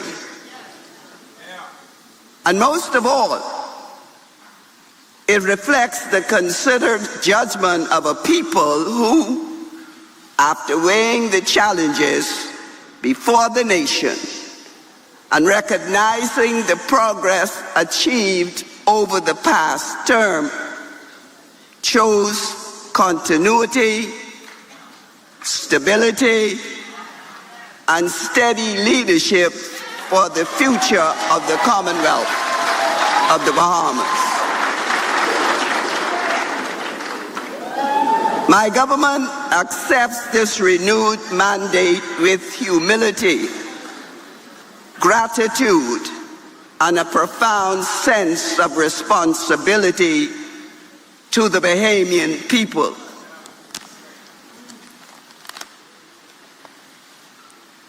Madam President and honorable senators, Madam Speaker and members of the Honorable House of Assembly, the Bahamas enters this new parliamentary term during a period of considerable global uncertainty. As is true with other small island developing states, we face numerous challenges: climate threats, inflationary pressures, and changing geopolitical realities. We also face pressures from irregular migration, technological disruption, and rising competition for investment and opportunity. We will continue to engage closely with our neighbors and our regional and international partners to promote our national interests and secure the best possible outcomes for the Bahamian people. Armed with an unshakable confidence in the strength, resilience, and potential of the Bahamian people, my government is resolved to meet these challenges head-on. My government believes deeply that the Bahamas is a sacred inheritance. It is a nation built on the sacrifice of generations who believe that ordinary Bahamians deserves a fair chance to work, to build, to own, and to rise.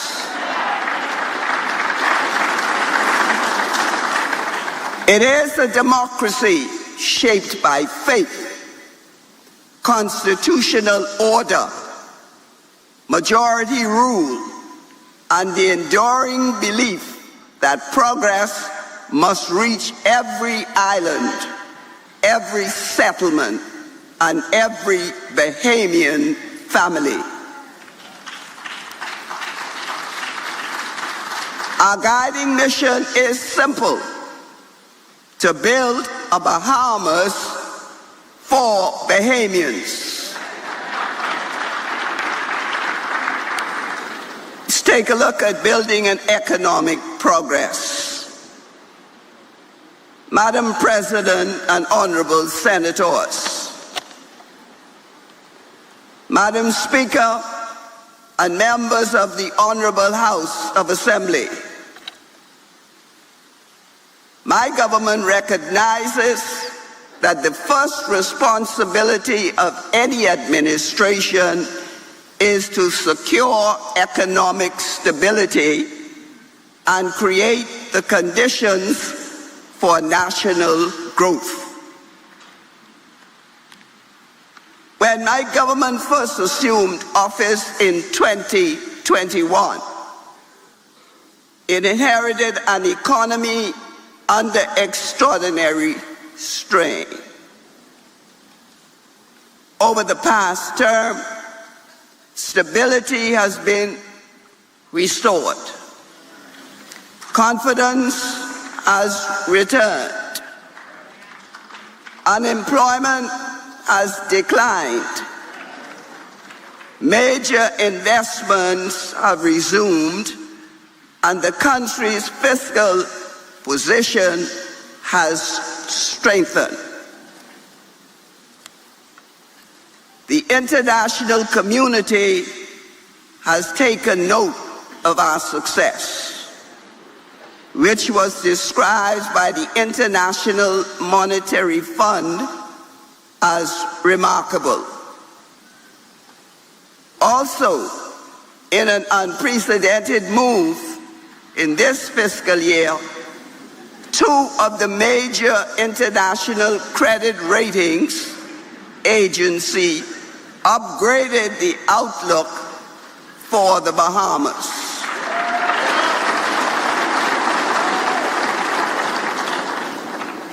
But my government recognizes that economic statistics alone do not define the daily realities facing Bahamian families. Too many Bahamians still feel pressure from the high cost of living. Too many young people are still searching for opportunity. Too many small businesses still face barriers to growth. Accordingly, my government enters this new term focused on building a stronger, more modern, more resilient Bahamian economy. My government believes economic growth must create opportunities for all. My government intends to introduce modern competition legislation to protect consumers from price fixing, abuse of market dominance, and unfair pricing practices while supporting greater transparency in the marketplace.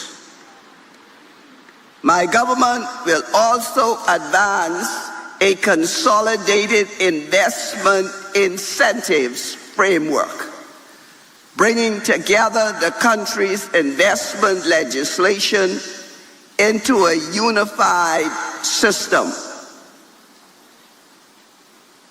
My government intends to establish a national investment policy with clear national priorities and transparent investor obligations to ensure that economic growth delivers measurable benefits to the Bahamian people.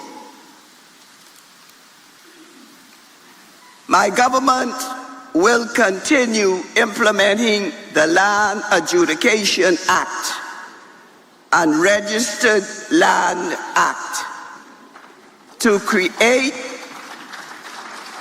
a central searchable land registry.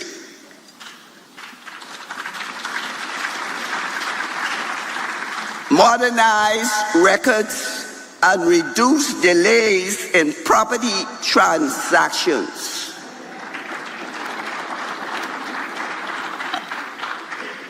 My government also intends to establish a foreign direct investment compliance unit to ensure investors honor the commitments they make to the Bahamian people.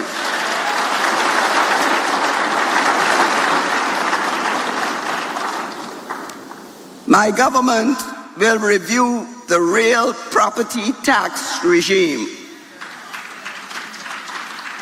to provide meaningful relief for Bahamian property owners.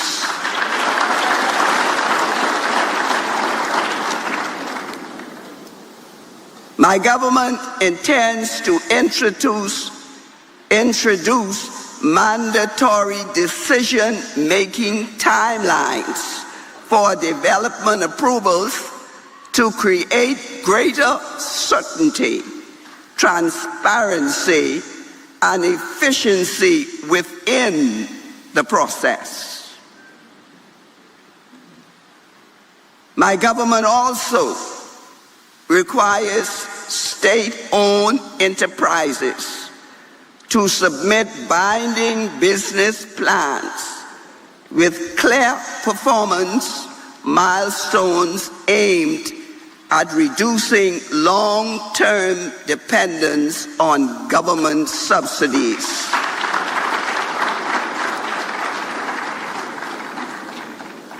Grand Bahama and the Family Islands, my government will continue to promote fundamental transformation in Grand Bahama.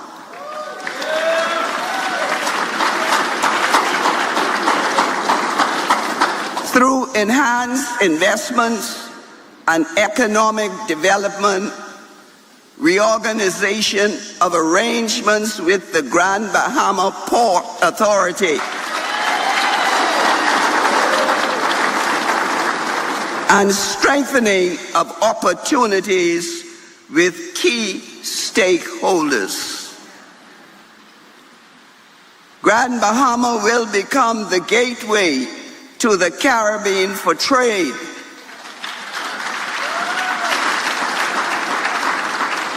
tourism, and investment, with the development of the Afro-American marketplace and logistics central, MSC Cruise Port, Xanadu Beach Project, and other major developments. After consultation with Family Island communities, my government intends to devise individual Family Island development plans. These will be the basics upon which we will implement a range of measures to pursue a more structured, strategic approach to Family Island development. Ongoing programs such as the Family Island Airport Renaissance and infrastructure clinics will continue.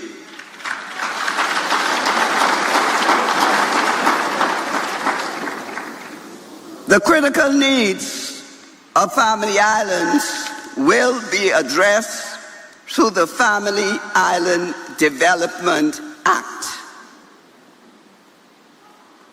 We look now to the rights for workers. Madam President and honorable senators, Madam Speaker and members of the Honorable House of Assembly, my government believes the dignity of work must remain central to national policy. Accordingly, my government intends to introduce the Employment Bill 2026, representing the most significant modernization of labor protections in a generation. The legislation will strengthen workplace standards, expand maternity protections, provide leave for mental health and wellness, and establish new safeguards for working parents. My government also intends to reform and modernize the national insurance system through stronger anti-fraud measures, improved digital systems, enhanced oversight, and expanded inclusion of informal workers. My government will establish a public sector pension plan, creating the framework for contributory pension coverage for public servants.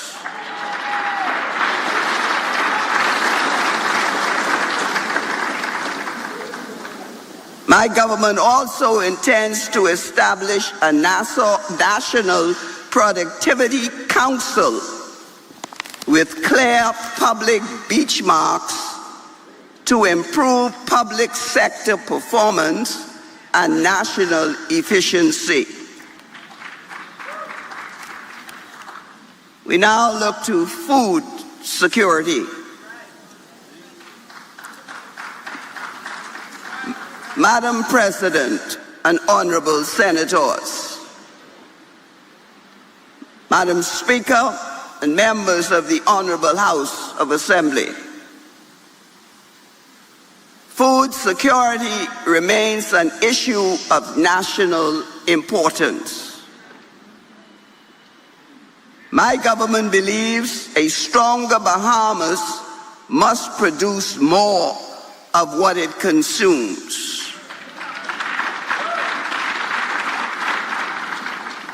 Accordingly, my government intends to establish a national import substitution framework with clear national production targets for key agricultural products and stronger sourcing requirements for government food programs. My government will also introduce tourism agriculture incentives to encourage hotels and tourism operators to increase local sourcing from Bahamian families and producers.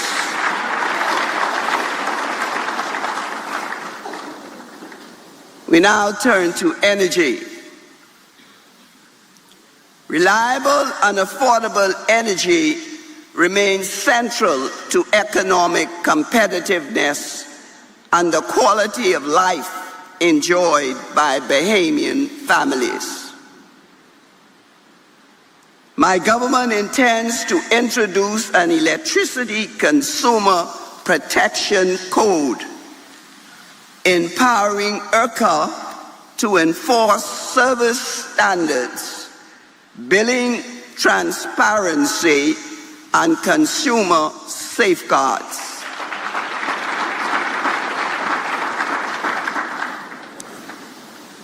My government will also introduce energy equity legislation to ensure that Family Island residents are not penalized by higher electricity costs simply because of geography.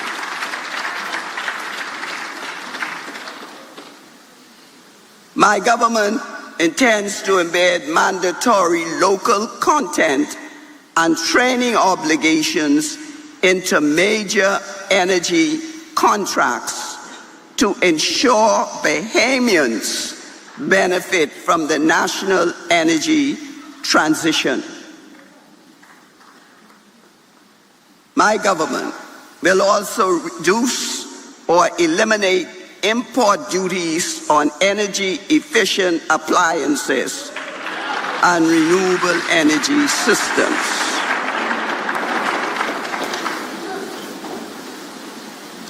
We now turn to housing.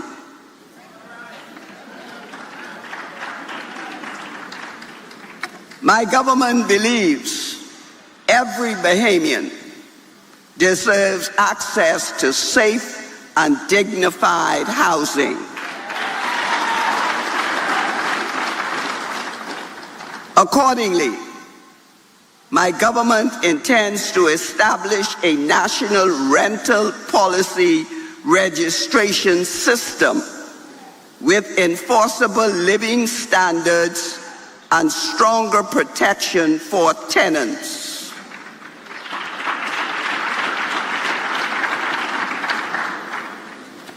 Expanding our existing affordable homes and rent-to-own initiatives, my government will also establish a residential tenancy authority with powers to inspect, investigate, and enforce rental standards across the Commonwealth.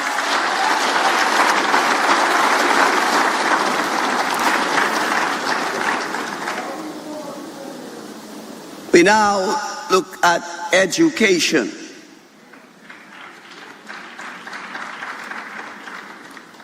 Education remains among the highest priorities of my government. Every Bahamian child deserves access to modern, high-quality education, regardless of geography or circumstance. My government will continue to implement the Education Act, the most significant legislative reform in Bahamian education in a generation, anchoring curriculum reform, accountability, teacher standards, and school governance in law. My government also intends to make pre-primary education universal and compulsory from age 4.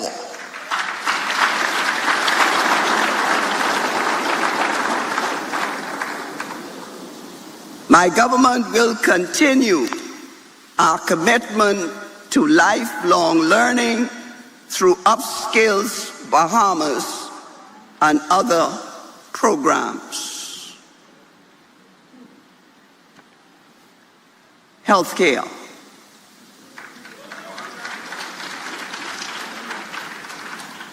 My government believes access to quality health care must be strengthened across the Commonwealth.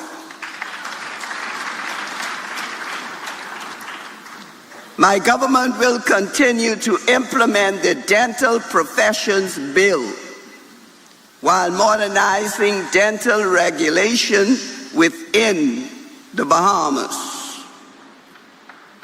My government also intends to strengthen legal protections and support systems for elderly Bahamians through a new elder abandonment framework.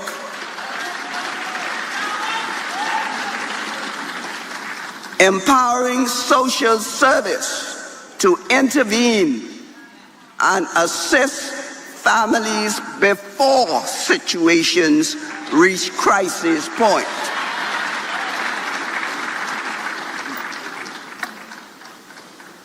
My government will further extend contributory health insurance coverage to the public servants, including contract workers.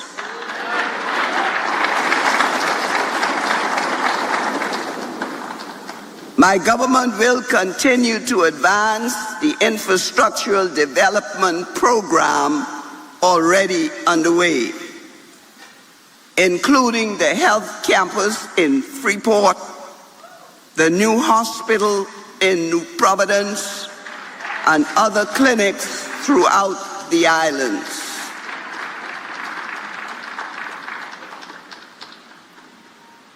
Safety and security. Madam President and honorable senators, Madam Speaker and members of the Honorable House of Assembly, the safety and security of the Bahamian people remain among the highest obligations of the state. My government will continue to fully implement the Protection Against Violence Act and expanding domestic violence support services throughout the country.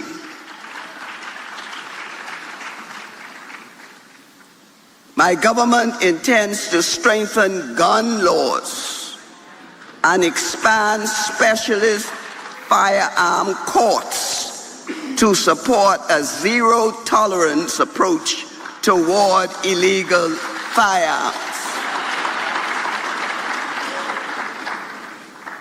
In collaboration with court services, my government will support the establishment of a backlog reduction court and a dedicated sexual offenses court to improve the administration of justice and reduce delays.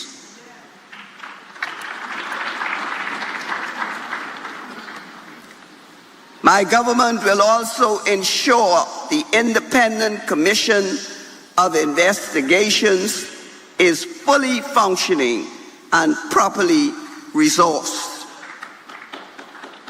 My government will continue to build on the success of its 5-pillar crime strategy to improve prevention, strengthen policing, improve prosecution, and punishment and expand rehabilitation programs. The successful clear hold and build approach will also remain. We now turn to immigration.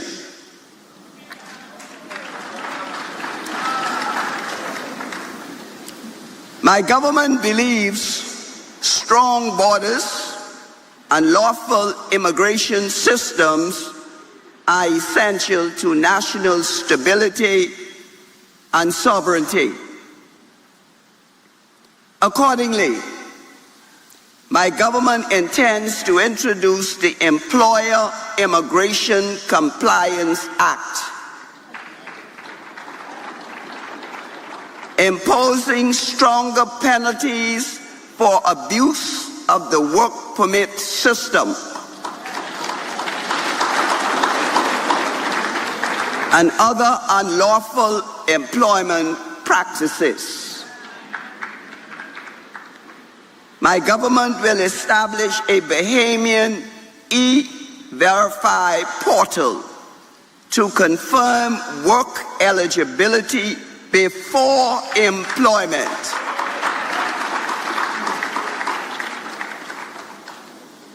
My government also intends to introduce daily overstay fines for unlawful overstay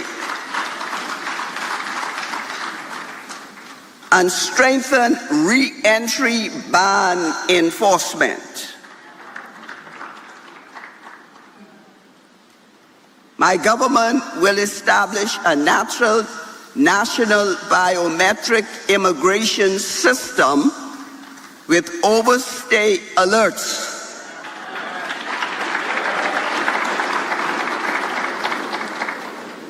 biometric e-gates, and enhanced fraud detection capabilities.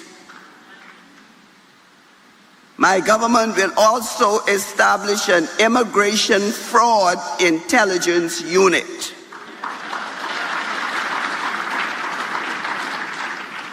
Dedicated to investigating and prosecuting immigration fraud.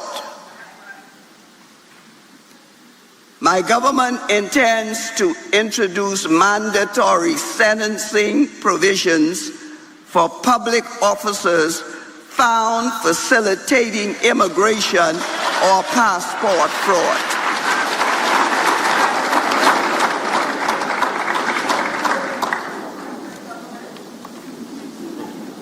Digital security. My government recognizes that national security now includes digital security. Accordingly, my government intends to introduce comprehensive cybersecurity legislation, establishing a national cybersecurity authority. This will strengthen digital forensics capacity and improving online child protection measures.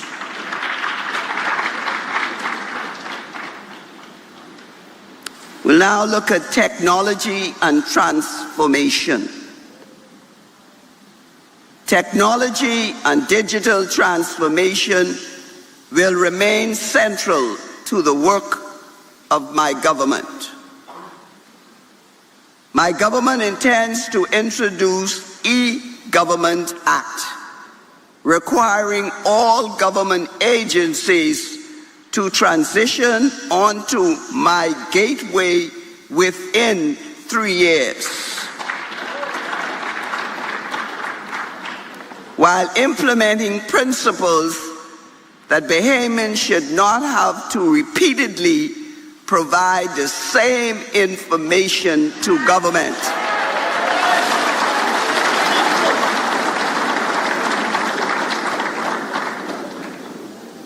My government also intends to establish a national digital ID system to underpin future digital public services. My government will introduce an Artificial Intelligence Governance Act. This will provide for the establishment of a national AI commission and set out clear ethical safeguards governing artificial intelligence. My government will continue strengthening enforcement under the Data Protection Act, including mandatory breach notification requirements. We now turn to national development. Madam President, and members of the honorable senators, Madam Speaker, and the members of the House of Assembly. My government believes good governance requires robust, long-term planning, public participation, and accountability.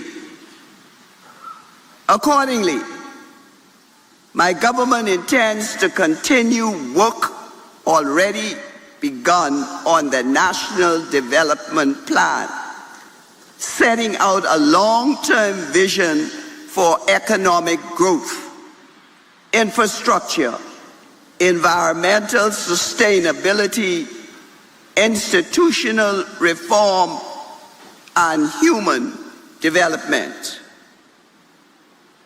My government will introduce legislation to establish a national development framework to provide for coordinated planning across ministries, agencies, and islands.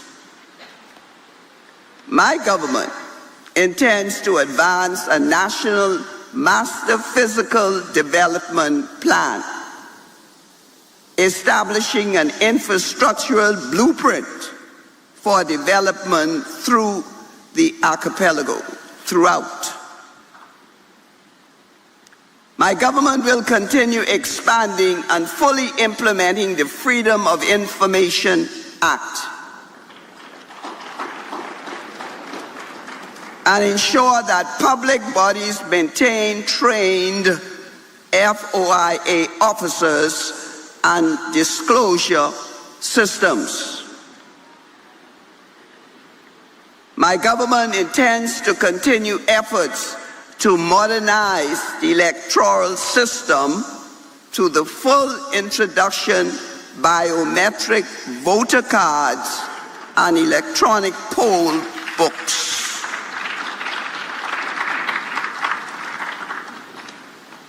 Now we look at creative economy. My government firmly believes that Bahamian creativity and culture represent national asset of enormous potential, which can develop into a thriving new economic sector for the creative industries. The newly created Creative and Performing Arts School of the Bahamas, CAPUS, will serve as a training hub.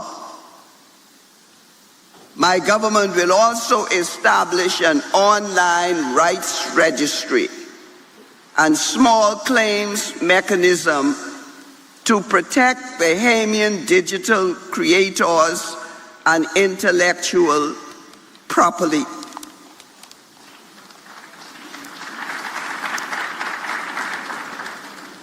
My government also intends to introduce legislation to insensitize film production in the Bahamas and supporting greater local and international production activity within the Bahamas.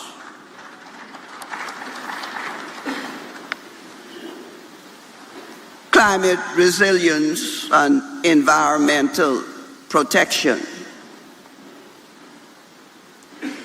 Climate resilience and environmental protection remains matters of national survival. My government intends to complete and enforce an updated Bahamas Building Code as part of wider national resilience and disaster preparedness efforts.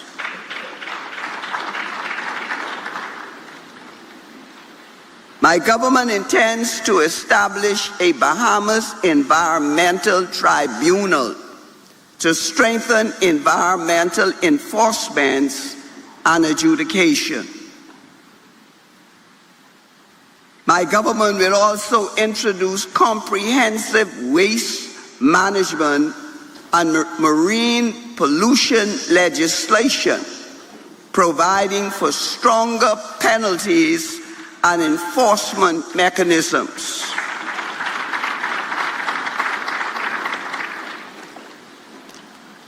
My government further intends to establish a blue carbon governance framework, ensuring transparency, accountability, and national benefit sharing with blue carbon initiatives.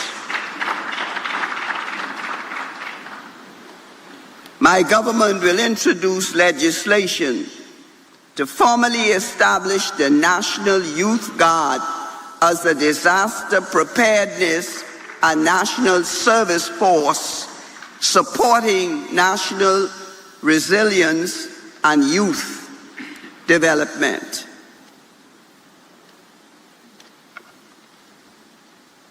In conclusion,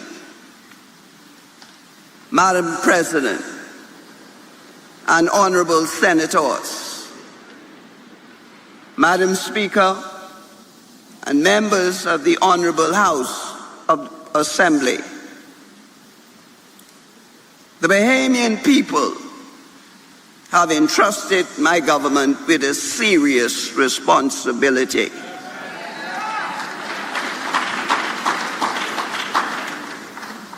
The work ahead will require focus, national unity, and continued discipline in governance.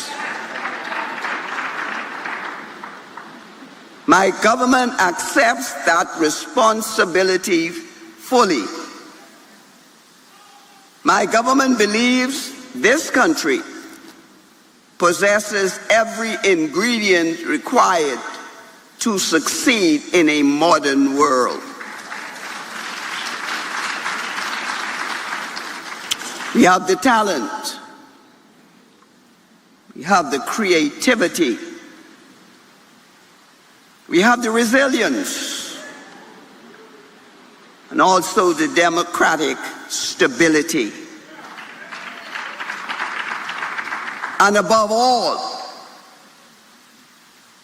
the people.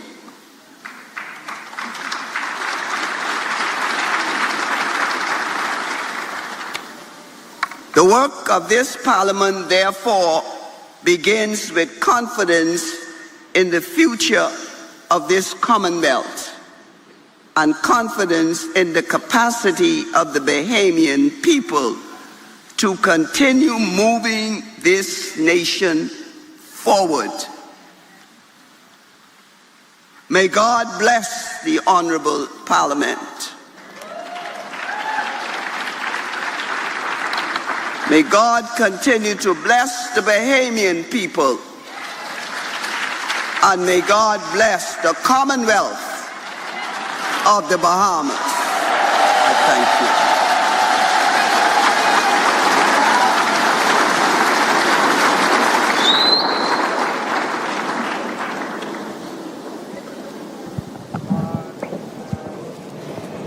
Well, you just heard there from Governor General James Cynthia Pratt, the government's legislative agenda as it begins this new term in office following its victory at the polls on May 12th. A number of things stuck out in the Governor General's speech. We heard her tell us about what's expected from the economy, food security, energy, housing, national development, the creative economy, climate resilience.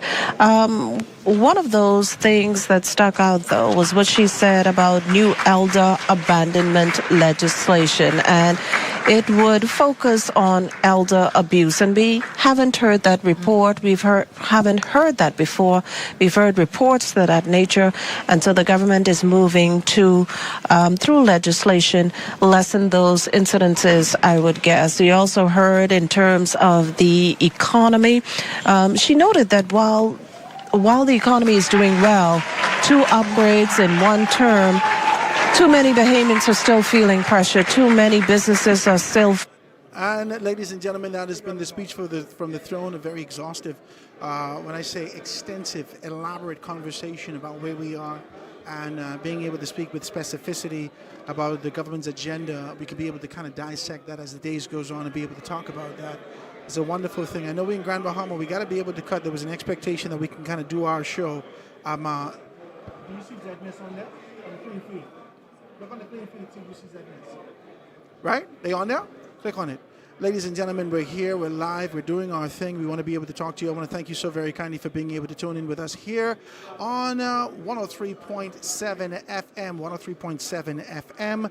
And guys, we're going to hit a little overtime right now, and being able to do that and kind of make these things happen, all right? So we can see you guys. Make sure you can pick me up on Foundation 242 tomorrow. We'll be back at it right in studio as we continue to be able to talk about Decision 2026, Parliament Opens. This is Howard Grant. We're tuning out from 103.7 in Grand Bahama. We'll see you again tomorrow. Have a great day, guys. Transition.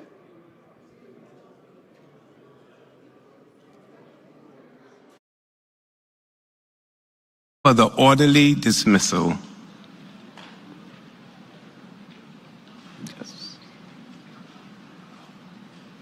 Governor General also touched on housing.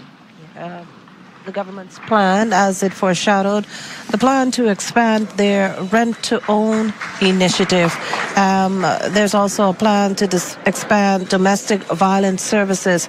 And we also heard that the work ahead will require focus. It will require discipline, but it will also require unity. In that speech there, we also heard her touch on an employment bill, 2026, where she says, this is looking to strengthen the workplace standards, where we talk about mental health protections. We talk about maternity leaves, what that looks like, right, and safeguards for working parents, right? And I think that affects us all in some regard. She also talked about modernizing the national insurance system and the creation of a national productivity council. Hitting again on some...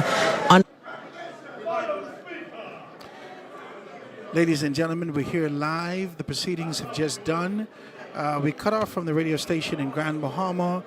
The speech, the Madam Speaker is being able to leave right now. The mace, she's followed by the mace. You know that this is a representation of the authority of the Speaker in this particular capacity. And this is none other than Patricia DeVoe, the Honorable Patricia DeVoe, Madam Speaker in her capacity being able to do these things.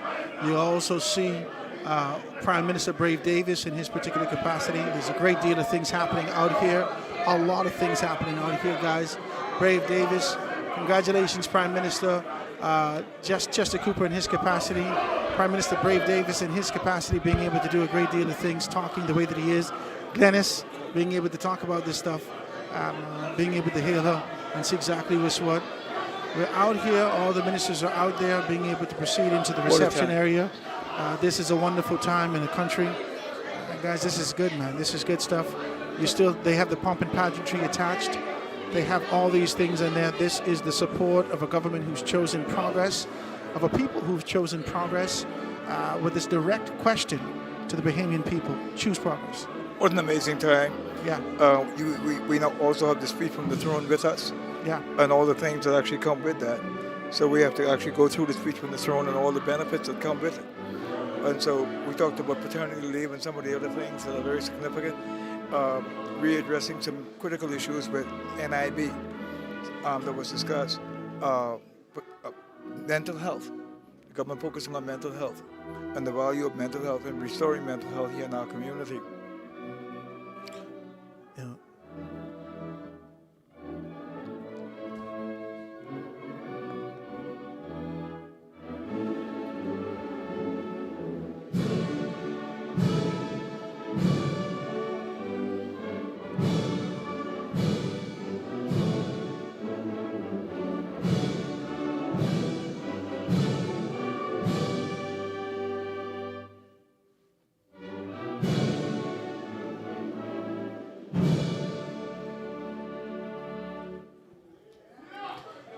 The representation of completion with the playing of the national anthem.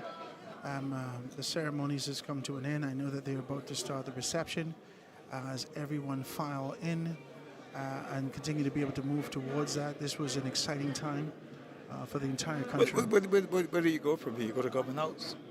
I don't know if that, well, in 2021 we had the reception right in the Bahama Hotel. Yes. So I don't know whether or not this is going to be a reception headed back to Government House, because there was an expectation for there to be inclement weather. Yes. So I don't know whether or not they're actually being able to do that at this particular time. So we're going to be able to see that. Guys, I want to thank you so very kindly. In a couple of minutes, we're going to be able to break the broadcast and kind of break this down and do what we have to do. But we're here. We're talking to a great deal of people, and you could see the everyone's filing behind us. And so we're going to kind of see if we could be able to pull one or two people to have good conversations with us before we leave here and being able to do these things. So we broke off from the radio station in Grand Bahama. You know, the foundation is also live on radio in Grand Bahama. Big Mike.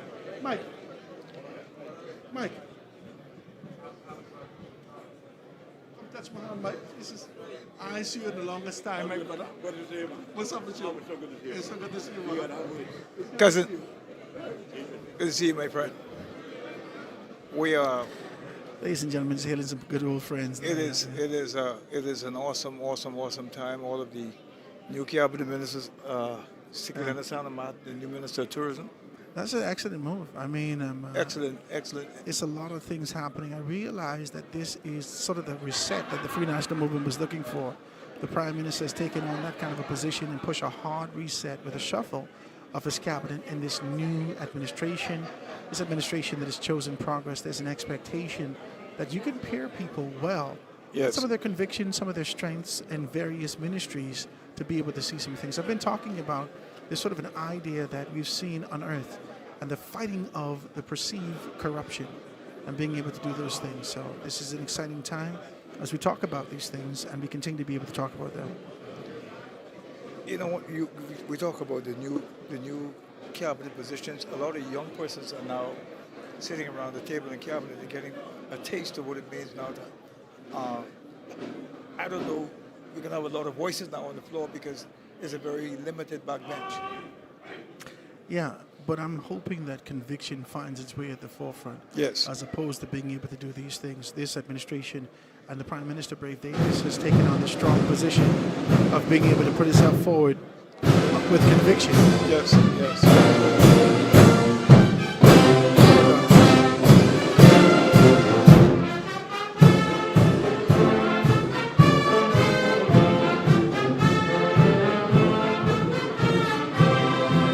You can see that this is the pump and pageantry procession. They are led out. This is the procession. These are the legal minds of our country. You can be able to see that being led out. This is the association of protocol in our country. You identify who should go first. And you know what is crazy? As the guard goes first, didn't the tribe of Judah go first also? Yes. Isn't that crazy? It is crazy. And the tribe of Judah was the tribe that actually sang and ushered in the presence of God. They were the dancers and the singers. Judah carried out the instruments. They carried out the music. Yeah. Worship always lead the way. Yeah. Worship will always lead the way. And that's happening now. There are three spirits in heaven. The spirit of worship, the spirit of the word, and the spirit of the warrior. And those are the three spirits that are demonstrated here today. You have the warrior in the Royal Bahamas Police Force. You have the word, that's the speech from the throne. And then, of course, you have worship. Who's leading the procession? Who's leading the procession right now? Yeah. Yeah, so there is meaning, there is significance when you identify these things. You say you didn't see Mike right there. How Keith's? Yes, yes. Keith Bell, his wife just recently passed away. Yes. So I know this is a bittersweet moment for him, not being able to have his spouse attached to him at this particular time. We continue to be able to celebrate him in his victory in that capacity. Everyone has their loved one, their significant other, being able to walk out. It's an amazing thing to see it like this. Bacchus is rolling out. Mikhail Barnaby, Kirk Cornish. All those persons are on here. Hey, Wade Watson. Wade Watson. Darren Pickstock. Parliamentary but Wade is the Minister of State. It is Wells. Wade got a substantive ministry? Yeah, Wade is the Minister of State in Innovation. Okay, yeah. Minister of State. Obi Roberts.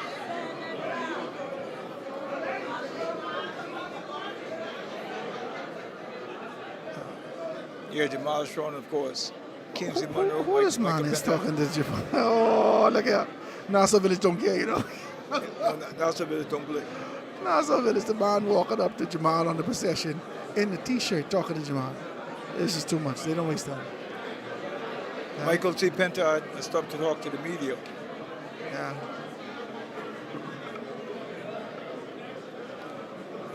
How would I get to do radio today?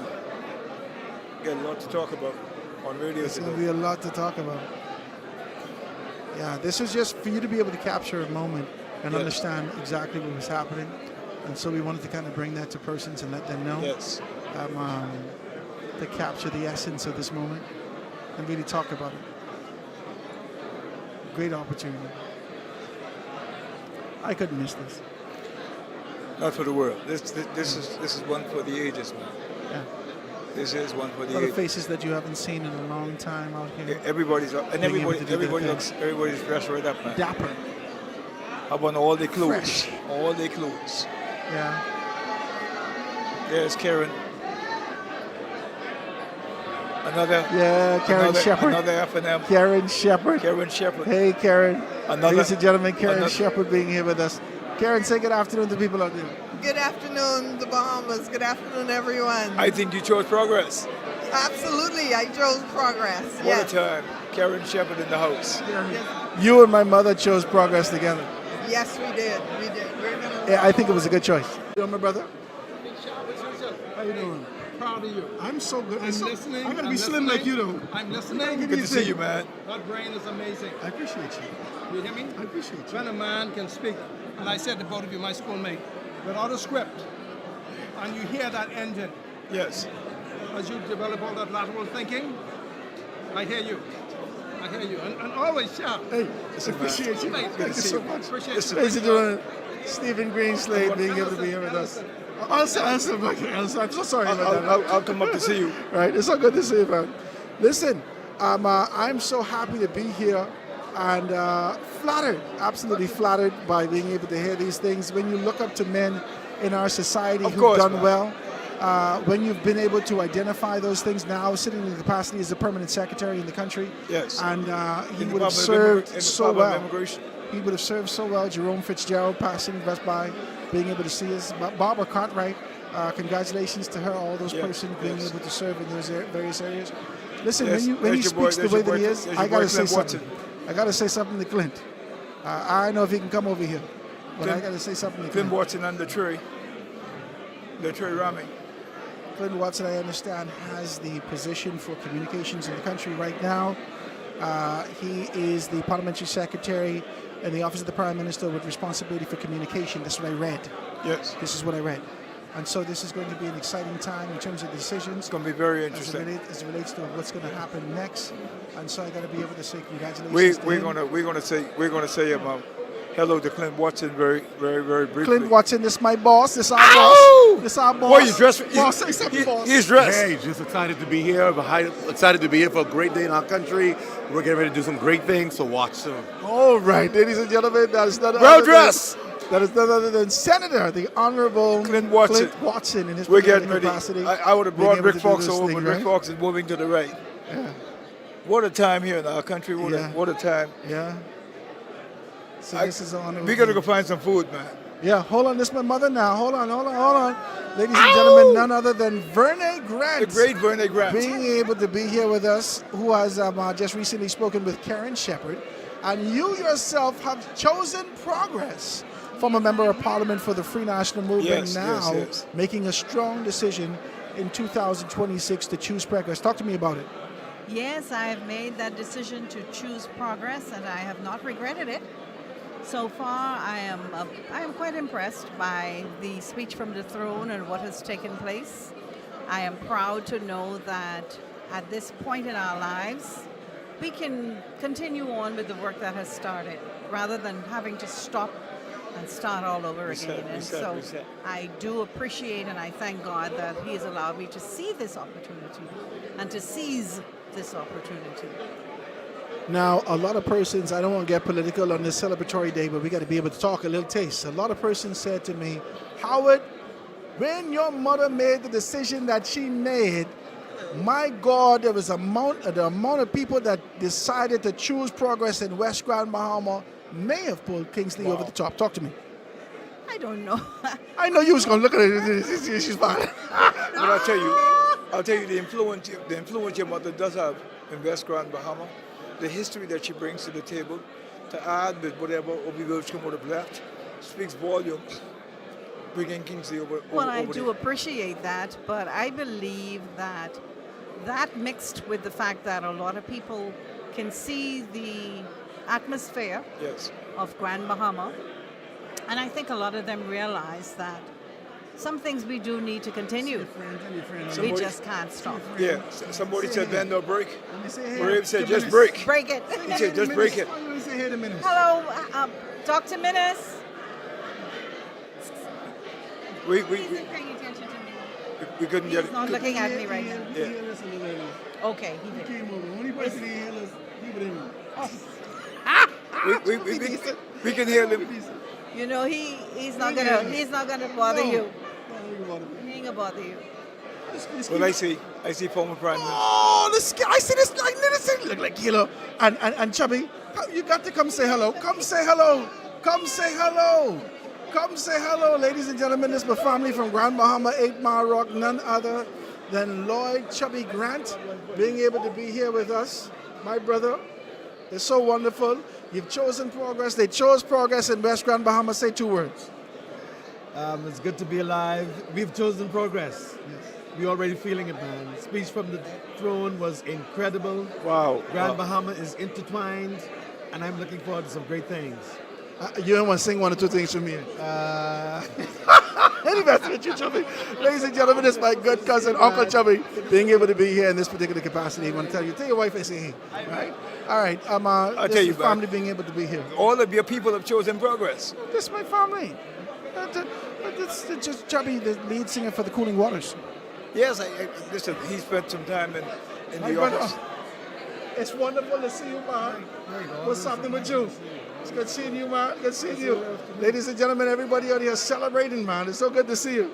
Right? Yes, the great Franklin Wilson.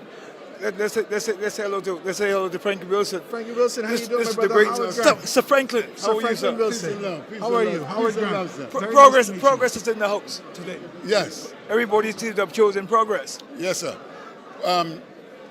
Let me say, first and foremost, these occasions are first and foremost about building unity. Yes.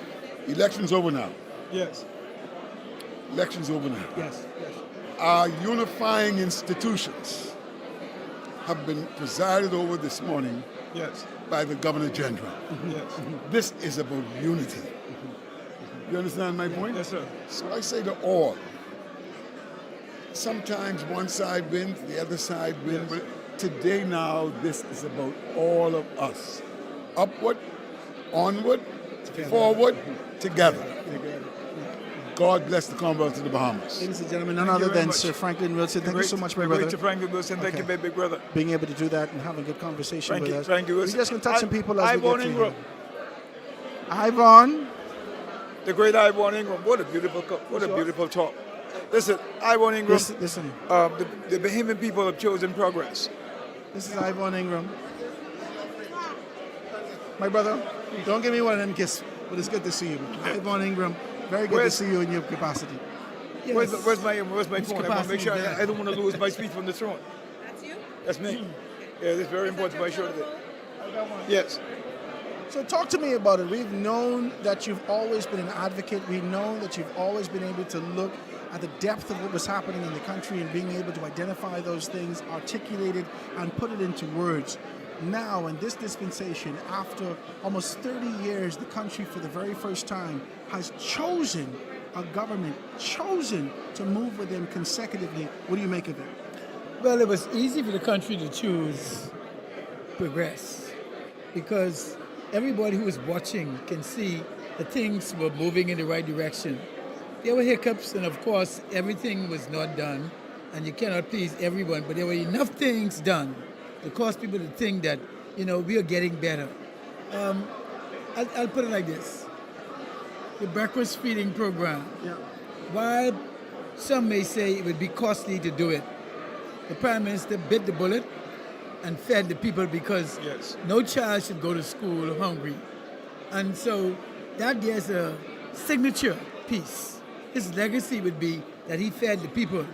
And a lot of things that was done, the SPDC and all the programs that were done to help people help themselves. Those programs you could go online, sign up for the various courses, and do some things to help yourself as opposed to asking the government to do it for you. Yes. You see, this handout and people wanting things personally done for themselves, that's the thing of the past.